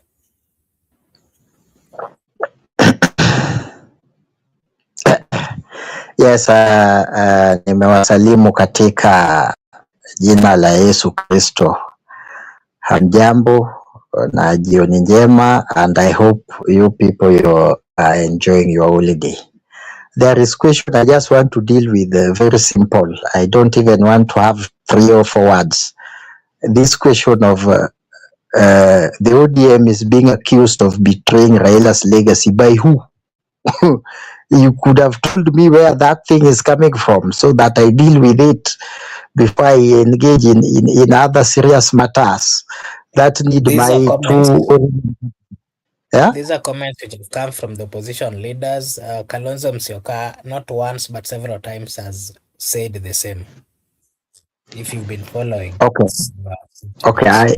For Kalonzo, I can be a little bit lenient. So, but I don't think the ODM has betrayed Raila legacy because ODM has not voted for any president that is against anything. ODM is fighting for their position because ODM is a democratic party. So we believe in democracy. So when I told people as a member of ODM, when the president was elected, the only way you can remove a president is through election. And that is what ODM is preparing. So as we entering the last lap of this presidential term, which is a 5-year time, we will have another presidential election. And I think ODM is doing better in trying to balance. You know, when a party is kutongozana, yes, ni kutongozana, and to give a party like ODM the better option or a better environment or room to work with. Yeah, what we have come to realize now in our country today, even ODM, the biggest party in south of Sahara, north of River Limpopo, cannot form a government by its own as a party. They can't. So they must form a coalition. Since we have a new constitution, after the promulgation of the new constitution in 2010, there is no single party that can form a government. So a party must work with other parties through a coalition of parties, or a coalition, or the bigger picture of a party to form the government. That is the only thing that can happen. So ODM is up for grab now, because in 2027 we will form a coalition. Yes, we will form a coalition. Even our agreement to work with UDA ends with in 2027, which means December next year, 2026, about 4 days to go, so that we less than 4 days to go, we will be in 2026. December 2026 next year, we will have a free hand to look around. See, this one has given us a big offer, this one has given us this offer, this one has given us a conducive environment to work with. That is what our secretary party general is saying. We will work with the like-minded party or parties going into 2027. That is what Oburu is saying. He's not telling ODM members, he's telling Ruto. So he's telling UDA, if by that we will do the assessment as a party to ensure that we can work together. But if Ruto is playing the ball higher and is learning fast from ODM, when others are still going around doing the counter blame, you know, ODM will not work with the counter blames. ODM will not work with insults. ODM will not work with the tribal chauvinist. ODM, now those are the answers for who you can know how we will work with the person we will work with. You don't need a rocket science to know. ODM will not work with tribal chauvinists. ODM will not work with people who are tribal-centered politicians. ODM will work with the like-minded people who take Kenya as all nation where the Masais from Narok, where the Olekina is coming from, are people where the Pocomos feels at home, where the Rendiles feels at home, where the Digos feels at home as if they belongs to this country. But our answer is very simple. We can't work with a person that think another community or where he come from is more blessed than the Turkanas. That person, for me and for many members in ODM, we are not even hesitant. It is a big no. Not even a small no, a big no. And that's why sometimes, I love ndugu yangu Msimamo tukipingana sana saa zingine. He's in Martha Karua's party. Martha Karua always speak about Kenya, but when he's come to speak, he speak like somebody who belongs to DCP. And that's where our problems sometimes come. Because if you hear Martha Karua speaks and you put Msimamo here and Rigathi here, so I don't know which actually the party's ideology and whose leader is trying to eager, because those are not people. Because Martha Karua, we can work with Martha Karua. He's a like-minded. We have worked with him before. We can work with Kalonzo Musyoka. Wiper, a very good party. Even if it is domiciled in Ukambani, this party still can stretch its hands to coast. It can still stretch its hands into some parts in Nyanza, in Western, and other parts in this republic. And if you hear or you listen to Kalonzo Musyoka, he's not a tribal chauvinist who is only centered his politics in Ukambani. Yeah, he talks of Kenya. We can work with him. We have been working with him, and nothing cannot stop us working with him. Yeah, so but there are people by their talks, given even 10-30 seconds, we cannot work with them. And that one, I think, by God's favor, we don't have apology. If we want to be vilified as ODM, and always when I talk about ODM, I'm always talking about kutoka Vanga mpaka Migori. Kutoka Migori upite hiyo njia straight up to Turkana, mahali inaitwa Nadapal, na upige kona hapo uingie Mandera mpaka ukuje uconnect na Lamu. Sijaingia Nairobi hii na hii part ya Kenya. I'm just giving a picture because ODM, if I speak about ODM, we are the only party who have capacity, and we border 5 countries. If we have an interest in Uganda, you can only talk to ODM. If you have an interest in Tanzania, we only have ODM governors and senators and leaders who borders those nations. If you want Somali, you go to Wajir, the ODM governor there will speak on our behalf. If you go to Mandera East, that's borders Ethiopia. It is ODM, the MP that you will speak with. If you go to Turkana, we support Uganda, we border Uganda, we border Sudan, we border Ethiopia. So our party is a big party. So hii maneno ya mandugu zangu kama Msimamo, unasikia wanakuja hapa kuclaim they belong to Martha Karua, who doesn't speak like the way they speak. If you want to join UDA, ndugu yangu, mimi nitapenda join UDA, patana na yaga mundu, tutakokana kisiasa, tutapendana kisiasa, tutazungumza siasa, kwa sababu sahi tunafanya kazi na Ruto, hatuna apology kwa mtu, kwa sababu ndugu yangu, mimi hata marehemu shikilia Msimamo sana. Msimamo yuko hapa na nakujibu paruanja. Tulia nipe muda vya kutosha babu. Tulia, wanaume watupu. Tulia kwanza, si mwanaume peke yako hapa. Wacha tukujibu. So wewe yaga unajikanga na mafuta yako. Kwa sababu nimekutaja ndugu yangu, sasa umewaka. Ngoja kidogo, nitakupea ruhusa ndugu yangu. Usiona mtaja tu hivi. Unaelewa? Hatuna So vita. simama kwako, tetea Unajua wakwako, maana hata siku moja msimamo sita hatutafanya kazi na chama chochote kile ambacho kinahusiana na unyonyaji wa mali ya umma.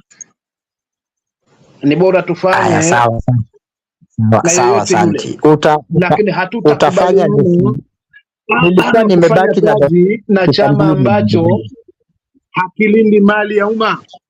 Upo. Kwa hivyo wewe simama kwenye misingi yako kwamba unafanya kazi na serikali na unafanya kazi na UDA, umechanganya hapo, na kusitudanganya hapo ati mtafanya mpaka Disemba ndo muamue. Already viongozi wenu washazungumza, wao wako nyuma ya UDA na wataungana na UDA na watafanya kazi pamoja na UDA, maana wako kwa serikali ya broad based on daylight. So tuambie hayo, usituambie hati tunatafuta nani wa kufanya naye kazi. Kwa Kalonzo tutafanya naye kazi, Matakaro unafanya kazi. Hapa hakuna mtoto kisiasa. Lakini kumbuka hii unasema kwamba ni ODM ambao ni mbali zaidi, unavyojidanganya kwamba imefika si wapi, ilifika wapi. Wakati huo hao unaosema wako wapi, mwenye ODM alikuwa anaishikilia haswa katika mizizi hiyo, alikuwepo. Laiti kama ungezungumza kwamba ni kichama kikubwa kiko hapo na pale, kwa sababu walichaguliwa wakati huyu alikuwa ameshikilia chama, alikuwa hayupo hapo, ningesema sawa, ni kidume. Kwa hiyo usitukane mamba kabla hujavuka mto, na usilipige jibu ndugu yangu, ili hali nyumba inanuka nyama. ODM ya hapo wakati mnasema iko Rivers Limpopo kulikuwa na mitija zake, lakini sasa hivi ODM ya sasa itafikia hiyo River Limpopo. Asante. Okay, thank you so much. Msimamo. Okay, wacha nimalize. Unajua kidogo Makubura, mi sipendangi napeanga mtu muda yake, kanaongea kidogo alafu mimi nitanyamaza. So mimi kitu nilikuwa nasema, saa hii tuko na political agreement, what we call the post-election agreement with William Ruto, which my party leader Raila Amolo Odinga himself signed, not body double, not anybody. He signed by himself. So I can't betray that. So what we are saying, we are working with William Ruto under broad-based arrangement up to 2027. And that is what my party leader is saying. And my party leader is saying, if you show us good gestures, which we are also looking from Kalonzo Musyoka, we are looking from PLP, we are looking from the DAP Kenya. If we can have those good gestures from them, nothing stops ODM from working with them. But ODM is a party who has experienced in politics. That's why mimi nikiwaambia hawa wenye wameunda party juzi bado wanang'ang'ana ati ODM imepunguka, ODM maarufu yake imepunguka. Baba wewe, ngoja election ya 2027 ndio tutapiga kura, ile inaitwa general election. Bado yale nakwambia, in fact saa hii itapanda, kwa sababu kwa political negotiation we left like governor of Nairobi, tuliachia UDA na Wiper wakaoshwa. So round hii kuna hizo viti zote we negotiated and we lost, and we could have won them. We are coming for them, we will win them, and ODM will be like Kwale. There is an agreement, and then the candidature, we lost also Kwale governor. We are coming to Kwale. I will be in Kwale. We will ensure that we win more seats than we win in negotiation that we had with Wiper in 2022.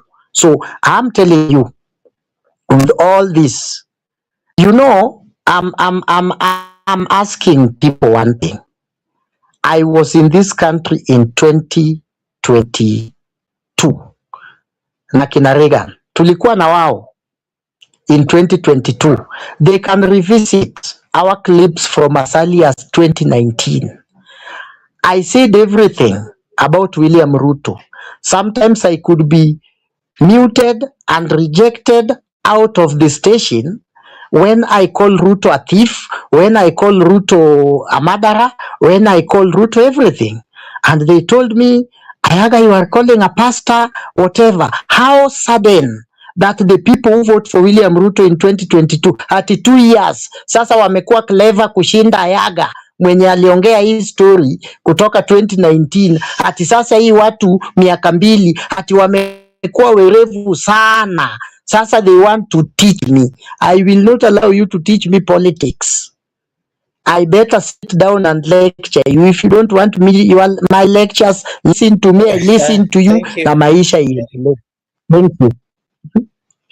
Thank you. Thank you so much, Eric, for your take. And Joseph, I'm coming to you. And the info track finding today is saying that United Democratic Alliance, the UDA, is 23%. National is getting 23% national support, and it is maintaining its position as Kenya's most popular party. Number 2 is Orange Democratic Party, that is getting 19% support, which is a narrow gap with the UDA. Other parties, including DCP, smaller but growing shares. Of course, these are signaling more competitive landscape. And on the other hand, we saw maybe what does this mean, Eric?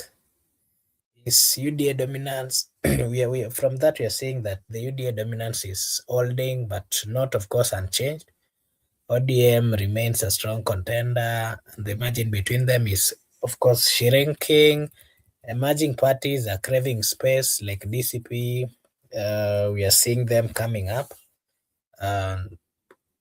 What does this mean if we are supposed to go with this 2027 general elections shaping up with the two parties, the UDA having the higher percentage, and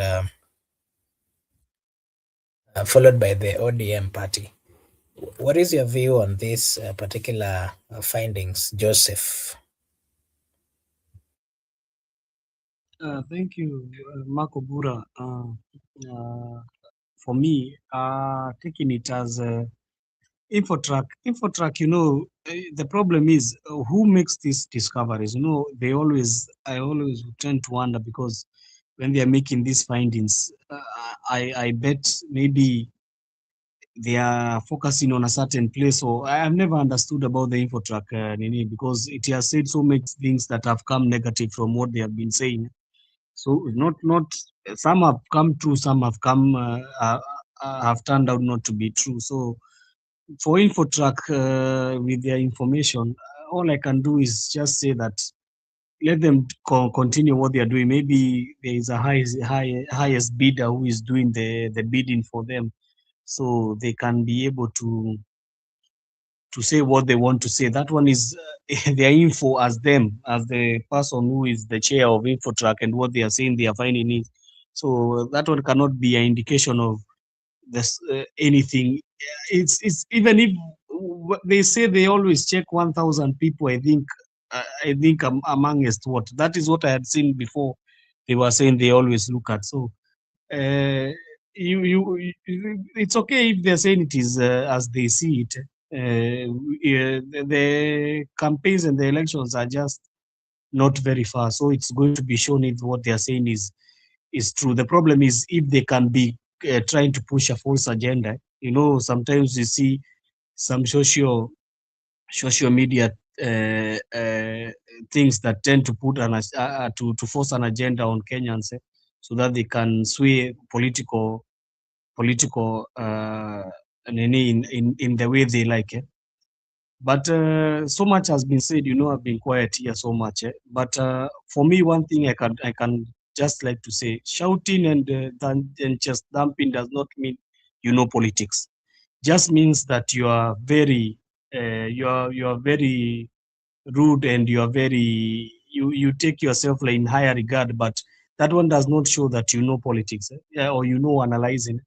only shows the way you are centered yourself. I've heard so many things that have been said here, and most of them look like it's just one community being taken to the fire, because if you hear somebody saying that you're not going to speak to a person because he talks because of his community, what are the other people talking about? When you hear them talking about your community, are they mad, or are they stupid? You know, when you talk about things like that, they tend even to make me angry. That's why I always keep quiet and I don't want to reply, because everybody in the country, you're hearing, they're saying they're looking for their own unity. When it comes to a certain region in this country, when they say they want to sit together and talk, they become tribal, and now that time is their tribalic. You know, we have seen so many people even today when they were in their meetings, they were talking in their local language. Was that one not being tribal? They were talking. It's given, is a mandate. You can talk in your own local language. Who has refused you to talk in your language? Who has refused for your leader to talk on your behalf? If you don't have a leader who is talking on your behalf, who has refused them to do so? That's none of our business. That is your business. Don't bring your business to our business. You need to go and tell your leaders, talk on our behalf. But don't come and try to say somebody is, I don't know, he's tribal because he speaks on behalf of his community. If I was a leader, I could be speaking on behalf of my community. They're the ones who most of them have made me to be there. Even Ruto himself goes back to his community and talks about his community. So when it comes to a certain part of the region is when it is known, this is tribalism. This is the hypocritical thing of these days. When people speak, you see them like they are tribal, but others when they are speaking, no, hiyo sasa ni kuleta unity. That one, but it's okay. It's given because we understand where it's coming from. But another thing I want to say here, Marco Bure, I came here and I talked to Migura. I was not talking about ODM as region. You know, when Migura said that we are people from the Nyanza, there is even there is those people from Maragori. They are from, obviously, automatically you have people who are closer there. Even Kiambu, you'll find Kiambu has everybody coming from anywhere. You find even a Turukana in Kiambu. It's because it is cosmopolitan sometimes. You find these regions, most of them, they have become cosmopolitans because people are migrating to go and look for work. So I was not trying to discriminate anybody. If I was trying to discriminate everybody, you could be hearing me saying, Kiambu inakuwaga tu imejazwa na Wakikuyu. No, it's not right. Because most of it, now people are from everywhere. They are staying there. People even from the coast are staying in Kiambu. Not only Kiambu, you have not here heard of MCAs and MPs who are vying for seats in Meru. So these are things that are happening in this country. And so long as we are going like this, I'm not even very angry. I'm very happy because it is making the shifting balance okay. Because you can find other leaders who have voted in these certain communities who you never thought they could become leaders in those communities. We thought they are only the regions could give only their own community or their own clans. So about ODM, there is nothing further from the truth. It is coming to light, and it's coming very easy. The way Msimamo has said there, we have been told it is the largest party, but it does not indicate any of that. Within the last by-elections we had, they were not near to show us that if it is the ODM I knew, ODM was clinching seats all over. We could see it in the by-elections. They were forced to reckon with. But if you just go in the ODM by-elections in Nairobi, just go and check what number were they even in the by-election, if even participating, what number were they? That is the question. So is it really saying that ODM is still becoming a majority party when it is losing even the small seats like for the MCAs? That is the question, because some people, you might say ODM is very big, but the way it is being treated, even the leadership there on top, you can see how it looks. So it is just like that. In mambo tu, it is just going to show itself very soon. Hata si mambo yatitushia tukibishana tu hapa ama kuongea kuhusu mambo mingi, itaonekana this January we are going to know the whole truth. Joseph, maybe something else that I want you to give your take before I let others come in is the presidential poll that was also done with Infotrack. They're saying that William Ruto, the incumbent, got a support of 28%, and of course is the most preferred. Candidate, followed by Fred Matiang'i, former Interior Cabinet Secretary, getting 13%. He is emerging as the closest challenger. And then there is Kalonzo Musyoka, who is the Wiper Party leader, getting 12%. She is, of course, strong, close to Matiang'i. And then we have Babu Owino, Embakasi East Member of Parliament, rising profile amongst the younger generation.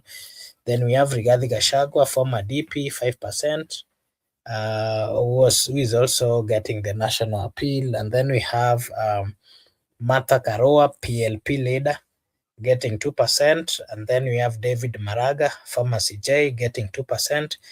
Undecided were 25%. And then those who declined were 4%. You can give us your take on that. And apart from that, you can also give us your take on the Luo Kingpin that was also out by Infotrack. They're saying that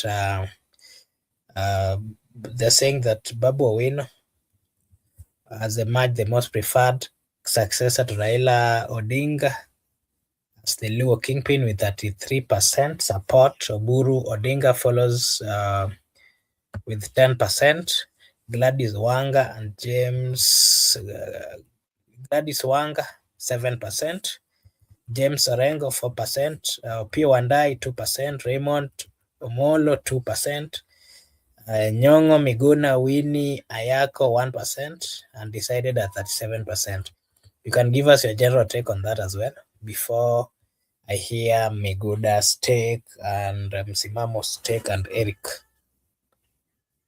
I think I answered Mark Oburu, and I said that for Infotrack, I don't believe in any system that they come with because it is just bidded for the highest bidder, and they know what they do. They always bid, even when you are seeing they are saying Babu Owino is the kingship, is the kingpin of Luo. There is somebody who is all choreographing these things to happen, so that they can be able to bring the inbuilt can become even more stronger.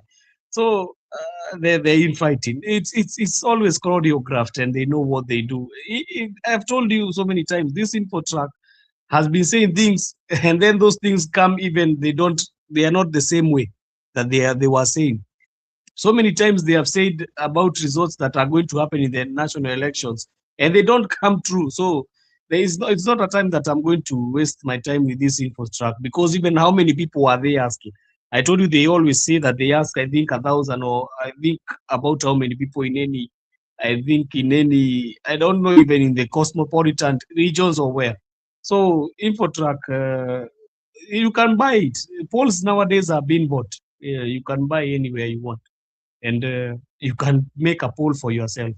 So them saying that, let them continue doing the work that they have been given. At least they are getting some money out of it.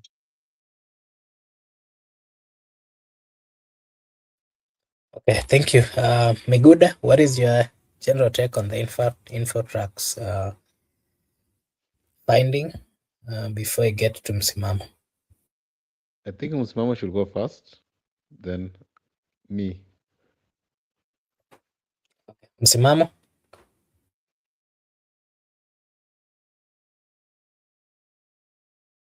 Asante ndugu yangu Miguda kwa nafasi hiyo. Mimi nitasema Infotrack ni mambo ambayo tumeyazoea, hayana ukweli, ni mambo ambayo yanapikika tu na yanaonyesha kutoa picha fulani ambayo pia itaweza kutumika, kwa sababu hakuna kinachofanyika hili taifa ambacho hakitakuja. Najua tunaishi katika taifa ambalo lisemalo lipo na kama halipo linjiani laja. Ndilo ambalo taifa tunalo kwa sasa hivi, taifa ambalo tunaamini kwamba lisemwalo lipo na kama halipo basi linjiani laja. So katika hii hali ukiangalia haswa hizo numbers tayari zinakuonyesha uhalisia kwamba ni vitu vya kupikwa. Maana hizi si kwamba ni maoni ambayo yanatembezwa mahali kote, ni vijioni kidogo vinachukuliwa mahali na pengine vinaangaliwa mle ambamo mna stronghold na ule pains umeingia zaidi.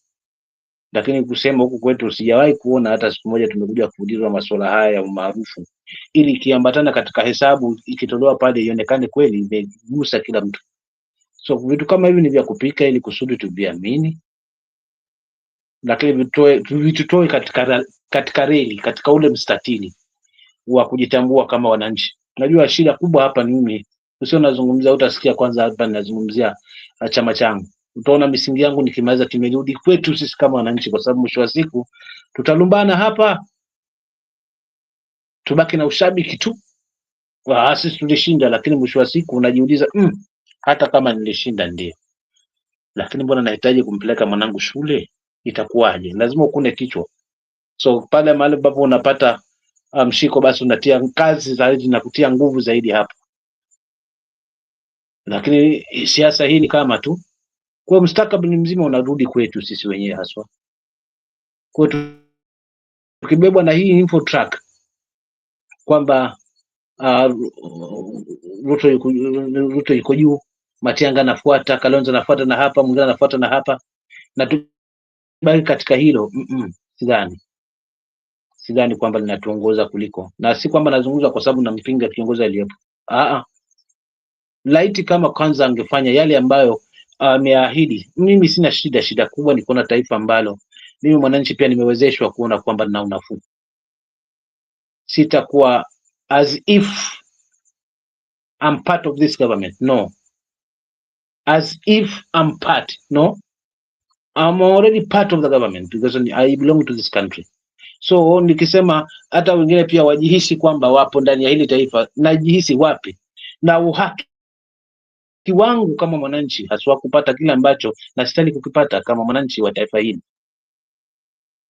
So kila jamii ina haki ya kuweza kutambulika, ili tuondoane katika ukubwa wa jamii ama udogo wa jamii, kwa sababu katika hali hii basi wale wengi ambao watu wamecontribute, basi wao ndio watakuwa na hiyo shares nyingi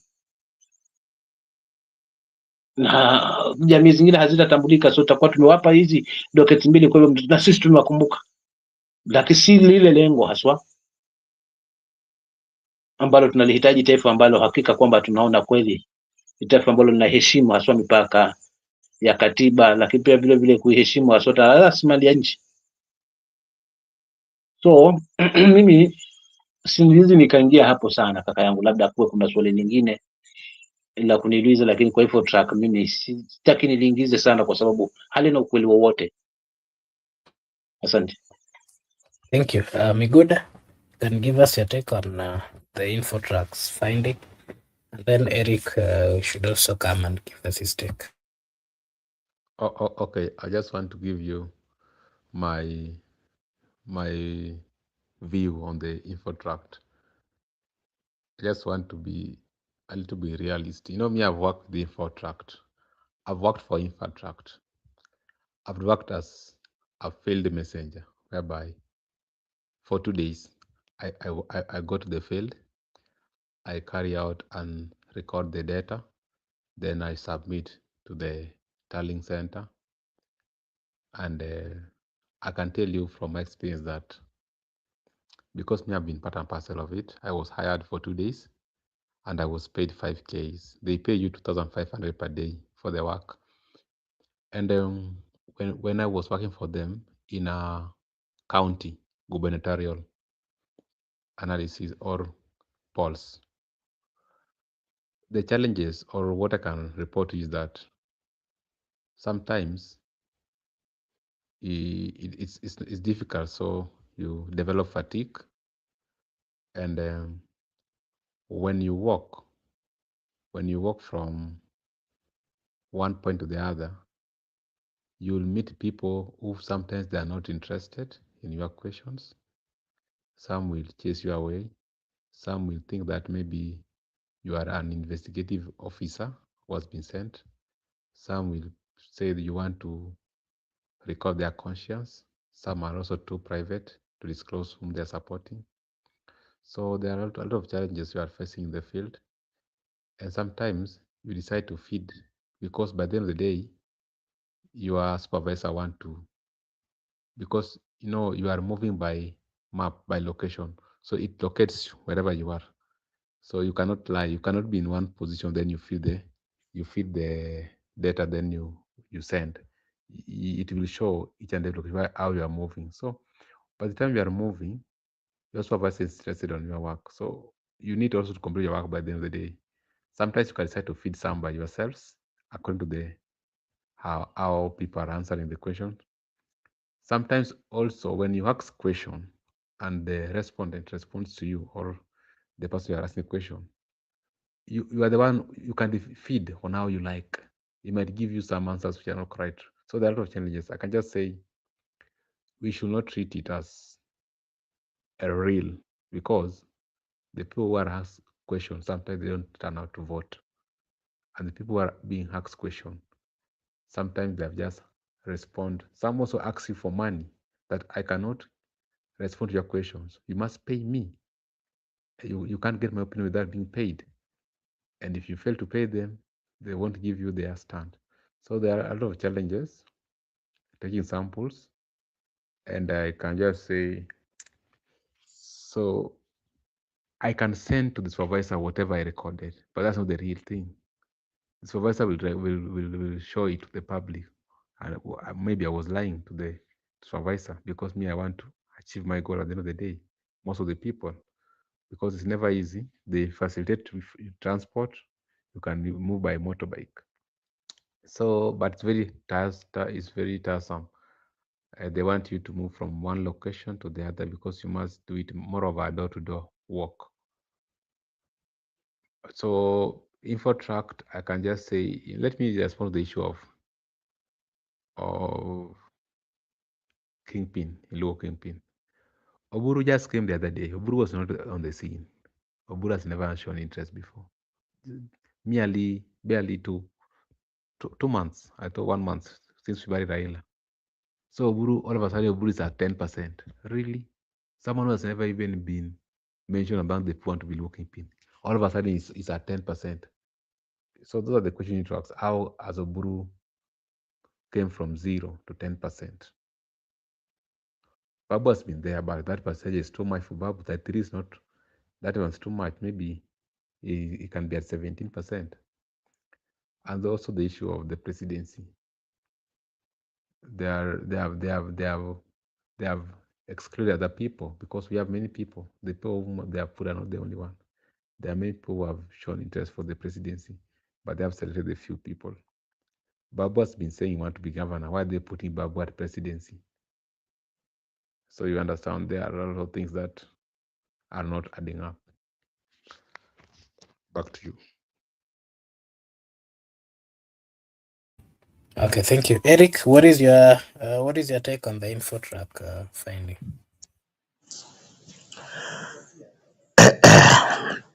What I will say is the polls is a worldwide activity. It is not happening only in Kenya. So we cannot underrate our companies as to be the ones that are not doing things correctly.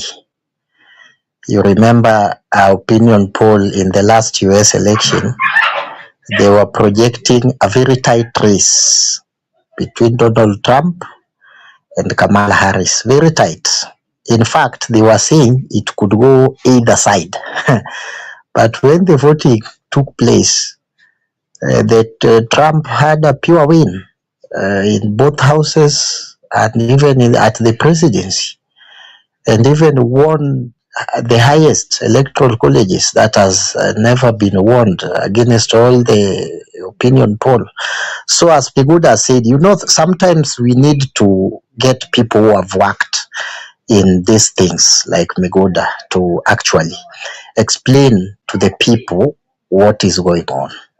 According to some people, they think that some people sit somewhere and then they cook things and then they go and announce. No, those opinion polls, they always walk around. Yeah, but they will not go everywhere, because it is a tiresome work, as explained by one of the experts in that field. It is a tiresome field, work, by the way. So they will reach not so many people, but it always been done. But the reason why these things always go opposite, you go to a certain region like northeastern, they look at you, they think you are an intelligence officer. You know, when sometimes I do field work, when you are at field, people always have a lot of, so there is a way also you have to start talking to them. Before they believe on you, they will give you awkward. Some will just tell you, I will vote for president, because they think if they say they will not vote for somebody who is not president, they will be traced, or even they will be arrested. You see that? So it is always something that is used to get prepared. If I was in these people in opposition or whatever, I could have advised them to work hard. For me, where ODM is, I will not complain. ODM mahali iko sawa. I pray God that we work hard so that we ensure that ODM is popular, because I'm seeing some of our listener here telling me ODM hawatapata hata mbunge huko pwani. Now ODM has just won a MP in Magarini. In fact, that is the only uncontested election, because ODM won by bigger margin. You know, there is a contestation in Mbeere North, there is a contestation in Malava, but ours is a pure election in Nairobi, and I have explained it why we lost as a ODM party.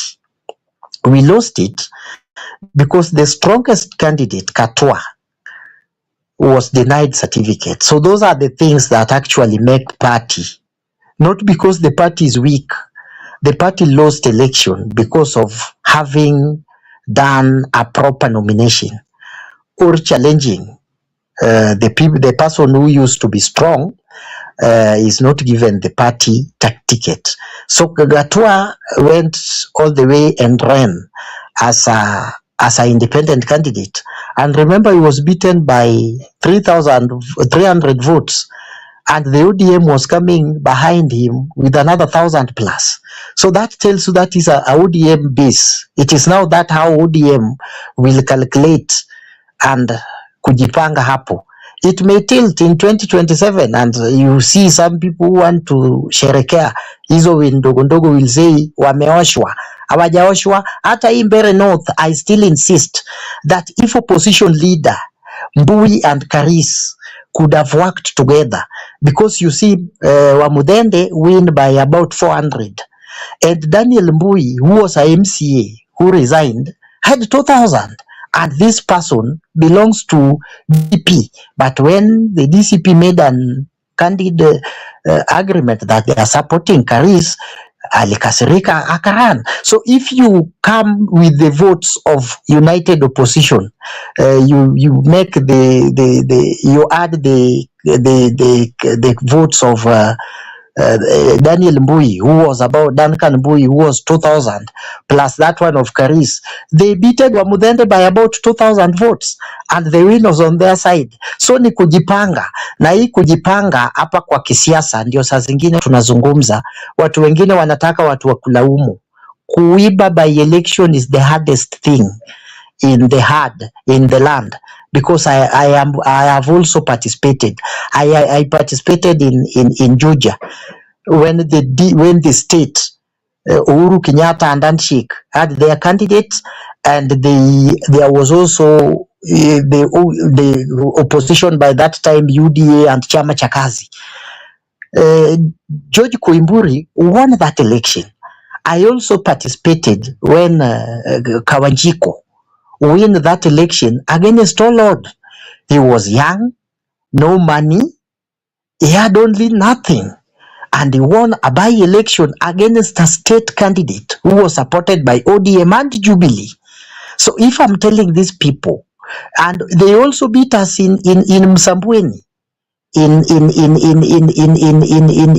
Msambweni huko Kwali, yeah.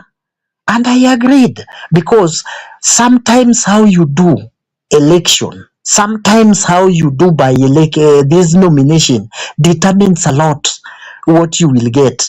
Doesn't mean that that party is not popular, but is popular. But losing, you must sit down as a party So opinion polls should be taken to check and balance where you get a loss, you get a failure, where maybe you never made the nomination properly, and then you go forward.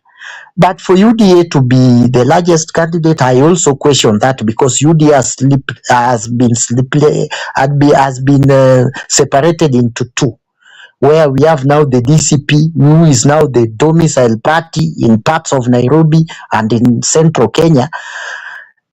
That was the UDA base. So UDA, I think, is now domicile in a very small places. So I also have that question. But when it comes to Babu Owino being the kingpin, preferred kingpin, that one I can agree, and I say it is less, because when Raila was there, Babu Owino had already risen to the core as the successors, few people who could succeed Raila Odinga. You know, I know he made some few mistakes immediately after Raila's death. He was advised to go and keep quiet kidogo, and he still continue his quietness, because sometimes keeping quiet is strategy. But he is now the preferred, because there is what we call the generational change. I don't think Oburu, Chilo, Wanga, those I know Wanga is 44 years or 45, but he can't be preferred that much.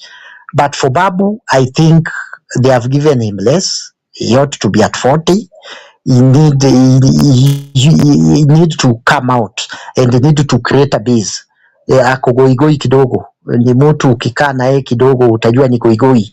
Na sisi, mimi shida yangu nitakwambia tu ile ukweli, utakumbana nao kisiasa. Ukiamua kulaumu watu umeibiwa huko mbele, pia utalaumu tu, na mimi nitakuwa hapa nikikumbusha, I told you this, so you will not be clever more than what I'm telling you now. It may take 2-5 years. But if he doesn't behave well, he create a base. You must create a base if you want to be a political leader, or you want to be a regional kingpin, which is not even bad, because in our politics we are used to these kingpin stories. Yeah, Oburu is now becoming the kingpin and is reasoning high, because he's playing an elderly role. He's now seeing as the binder, the glue that can hold ODM together. I think that's why Miguda, his numbers are a little bit rising, and he has played that advocate role. He's trying to balance the sheet, because, you know, in ODM, truth to be told, yes, there is a very big divergent opinion, but that doesn't mean we are not one party. In a party, you must have a divergent opinion. The way Ayaga will want something to be done is not the way Megoda would have liked things to be done. The way Ayaga will talk about issues is not the same way Megona will analyze the same issues. So I think those are the things. And what Orengo, the Orengo side, and it's not even Orengo side, I want people to open their eyes and look ODM as a party. Look at prolific lawyers, or what we call the prominent lawyers in ODM. Nelly Odhiambo, Otiende Amolo, Edwin Sifuna, Okongo Mogeni from Kisii, James Orengo, Otieno Kajwang. There is this kind of, these lawyers, they are trying to force that we must have a proper agreement. They are not even opposed to any agreement with anybody.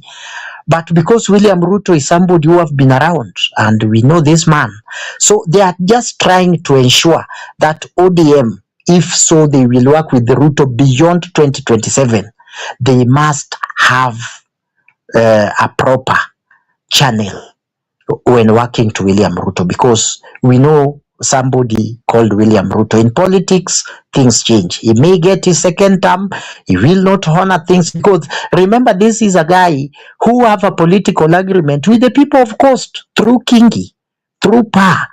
Apart from that speaker seat, there are some things he was to do to the coastal people. Ajafanya. He also made an agreement with the leaders from Western. And he said the 30%, even promising the kilometers of roads around 100, 1,000. He has not even built 200 kilometers of roads, and he has 1 year to go. So what those lawyers are saying, it is not a disagreement, but it is a fact that awaits the people who want to jump into this gun by fire. And I think it is a weight, because you see this the group where I'm talking about, this group of Orengo. These people, they know politics, they understand how things are done. So when they are warning you, they are not warning you because they are against you. They are just warning you so that you don't have a problem. But you see the UNET side, they have started even questioning and mentioning name. I think if next year, by God's will, UNET is so serious, give me like 2 minutes, I will be done. If by Jove's of God, UNET have start spoken, we will tell the UNET side, we will tell Joho, we will tell one man called Mbadi Ngonga how they betrayed Raila in 2022. They eat money that were made for agents. They also disappeared when we were doing the Sufria Mandamano. If anybody or anyone want to argue with me on that, give me the picture of Joho or a video of Joho wakati wa Sufria. Give me a picture of one man called Badi during that time and UNET, na tutakutana na wao, na hiyo siasa itaenda huko mbele, hiyo si ya sahi. So I think the opinion poll, I don't want to talk much about it, lakini siasa inaenda kuchangamuka because as the time now comes, we are entering a political hot zone, na wako na mdomo yao, na hata sisi watu kama Yanga maneno ni tamu, hata ukinipea muda naweza gonga mpaka saa 6 ya usiku na tutanyoroshana hivyo hivyo, na hiyo ndio siasa. Si adui, ni mapenzi ya Mungu. Pande yako ikinishinda, nakubali, nabeba mkono, kesho ni siku na tufanye kazi pamoja. Kenya ni kubwa kushinda wenzetu. Ombi langu moja, dakika moja hii imebaki, kwa maeneo ya wale watu ambao wako kwa ODM, go to young people, the people who have left Form 4, the people who are married and they never get birth certificate, ID, go to those police chief camps. You will get your document. There is no investigation that will be done against you, provided you are Kenyan, so that we raise our number. They have always suppressed our votes because ODM strongholds always lies around the counties, around the borders. So I'm telling these people, William Ruto has removed that embargo. Let us go out there and register, and then let us end this issue of our votes are always small. Let us meet and let us have a happy 2026. Thank you very much.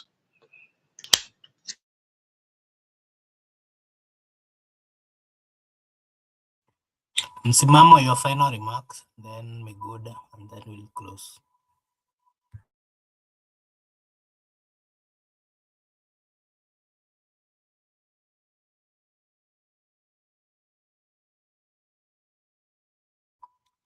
Msimamo.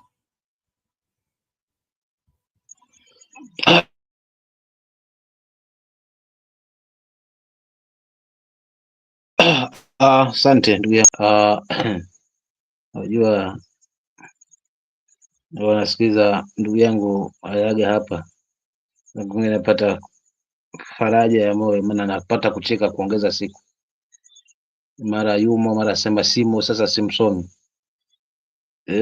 Mara yuko kwa broad base, maana tumerashia vitambulisho, mara pana tunategemea kina Tende Omolo, maana hawajazungumza na hao wengine kwetu kwa Ngange, tunamwangalia tunashindana naye kwa tuko hapo hapo, lakini tunamwangalia mara tupo ndani, so hatujui tushike lipi, na siku zote mshika mawili moja humponyoka. Tukimaanisha tunasimama mahali tusimame, kama ni kwa mkataba mpaka 2010 tujue ni 2010 na 2027, basi tubaki hapo hapo. Kama tumo na tumekubaliana kufanya kazi na UDA, basi tujue hilo, na in fact hilo ndio ambalo linaongoza sasa hivi, kwa sababu viongozi wanajionyesha kwa rangi zao halisi. Na amegusia mahali hapa kwa wasaliti na akanikumbusha kweli unit, hakika nasikia alitimka nazo, nasikia maana sijamuona, lakini nasikia haswa kwamba katimka nazo za maajenti. So kama hilo tu lilifanyika na hili ambalo watahakikisha kwamba hiki kimeingia kwa UDA, ODM mezo na ODM, na akina nani wanaipeleka huko, so ndio wao. Na kwa kelele hizi na bashasha hizi na nguvu hii naiona mpya ya hawa viongozi, inanionyesha wazi kwamba hawa wengine hawana sauti sasa hivi. Labda pengine igawanyike mara mbili, ODM halisi na ODM ya broad-based government, basi labda hayo ndio tutashuhudia, Mungu akijali, haswa mwakani kama roho zitakuwa hai, tutakuwa papa hapa, huenda pengine tukaweza kuona sasa mgawanyiko wa kina nani watabaki kwa ODM halisi na kina nani watabaki na ODM ya broad-based government. Na kifikia hapo, basi ndio chama kitakuwa ndo kinazidi kushuka maarufu. Hii ya Southern sijui mpaka wapi, nadhani tutakuwa hatuizungumzii tena, kwa sababu sasa hivi tunazungumzia ODM ambayo ilikuwa ngangari, bali ilikuwa na mashiko, kwa sababu mwenyewe haswa mwenye kuijulia hii meli kuiongoza alikuwepo, sasa hayupo. Waliobaki ni manahodha tu, labda ni kubahatisha tuna itakuwaje, lakini sauti zimekuwa nyingi kuliko umoja na uwiano wa chama. Kwa tukisema tunazungumzia hapo kwa ndugu zetu, hatumaanishi ni wananchi, lakini viongozi wanaelekeza kwa wananchi wa Nyanza kwamba wakute kwamba kwanza ni chama chao, of which kama itaingia hapo, wale wengine ambao tumekichangia tutasemaje? Na ni wapenzi wa hicho chama, tutakuwa tunafuata nyuma kwa sababu wengine wameamua. Sasa kwa sababu wengine wameamua na sisi tunafuata humo, so itabidi kila mtu na njia yake, na sidhani kama kutakuwa tena na umaarufu huo. So cha msingi ni kurudi pamoja, viongozi haswa wakae chini, wawape nafasi waamue. Wananchi wanajua nani wanamtaka waongoze chama, hata kama ni kijana mdogo, Babu Owino, wacha apewe hiyo nafasi, then hawa ambao ni viongozi wakubwa na wagwiji na wakomavu basi wamgaidi, na yeye naye pia atajaliwa maarifa ya kuweza kuongoza hiyo meli vizuri. Lakini haya mambo ambayo hawa wanazungumza hii kukicha, kesho ni haya, basi kwanza tujileweshea, kwanza tuangalie yale ambayo ni ya muhimu, tunaangalia vita ambavyo ni wa huyu na hawa wanavutana hapa, hawa wanavutana hapa, na siku zinazidi kwenda. Chaguzi yetu hatujajua itakuwaje, tukitafakari yale Mudavadi ameyazungumza, sio kama atakuwa kweli, na kama atakuwa kweli kuna mambo hayajafunikanyika kikatiba kuruhusu uchaguzi wa 2027. Basi tusidanganye hapa, tuzungumze mambo ya 2029 na litakuwa limetimia lile ambalo lilisemwa likawa halipo, lakini likawa liko njiani laja la 7 term limit. Na likikubalika hilo, basi tukubaliane kwamba kuna uwezekano hata wa mwendelezo sasa wa mtu kutawala tu, kwa tutakuwa tumeregeshwa kule kule tulikotoka. Kwa hiyo mimi sina mambo mengi ya kufunga nayo leo. La kufunga nalo ni kwamba wananchi tujitambue, na hatima ya hili taifa lipo kwetu, kwa sababu hivyo vyote hawa viongozi hata wakubaliane huko, kisha lazima watakuja kwetu, na madamu wanatukumbuka, basi wasitukumbuke kwa ajili ya wao tu, bali watukumbuke kwa kile ambacho tunakihitaji kutoka kwao. So tukijitambua kwa hilo, tutaungana kama jamii moja. Hautasikia Mjaluo, hautasikia nini, kama vile ambavyo tunaishi Coast. Mnazungumzia maeneo hapa kwamba watu wanaishi kwa umoja, lakini hakuna kaunti ambayo inakali kila jamii kama Coast. Coast tumebeba kabila zote hapa, tunaishi na yoyote yule. In fact hata mwenyeji anaweza songa mbali akampisha mwenyeji mahali pazuri pa kulala, tofauti pia na maeneo mengine. So kiukweli kwa hali hiyo tunafaa tusimame katika hali ya umoja, kwamba despite tumegaiwa kitabaka, ndio, na viongozi wetu watatuzungumzia kutokana na kwamba sisi ndio tuwapa kura kutokana ni jamii, sawa, watazungumza kuhusu jamii, lakini si wenyewe wa Kenya tutambao ni kwamba taifa hili ni moja, na kama ni moja basi watu wake ni wamoja. Kwa kama ni maendeleo ni ya wote kwa pamoja, na kama ni taifa kuanguka mikononi kusiko, basi ni kwa sote kama wananchi. Tukijitambua kwa hilo, basi tutawapima viongozi wetu kutokana na track record zao, wala si maneno ambayo wanatupa tu ya mdomo haswa kwa kuweza kuturushia tonge la mkononi kisha tunyime wa mvuleni ambao unashibisha. Asante.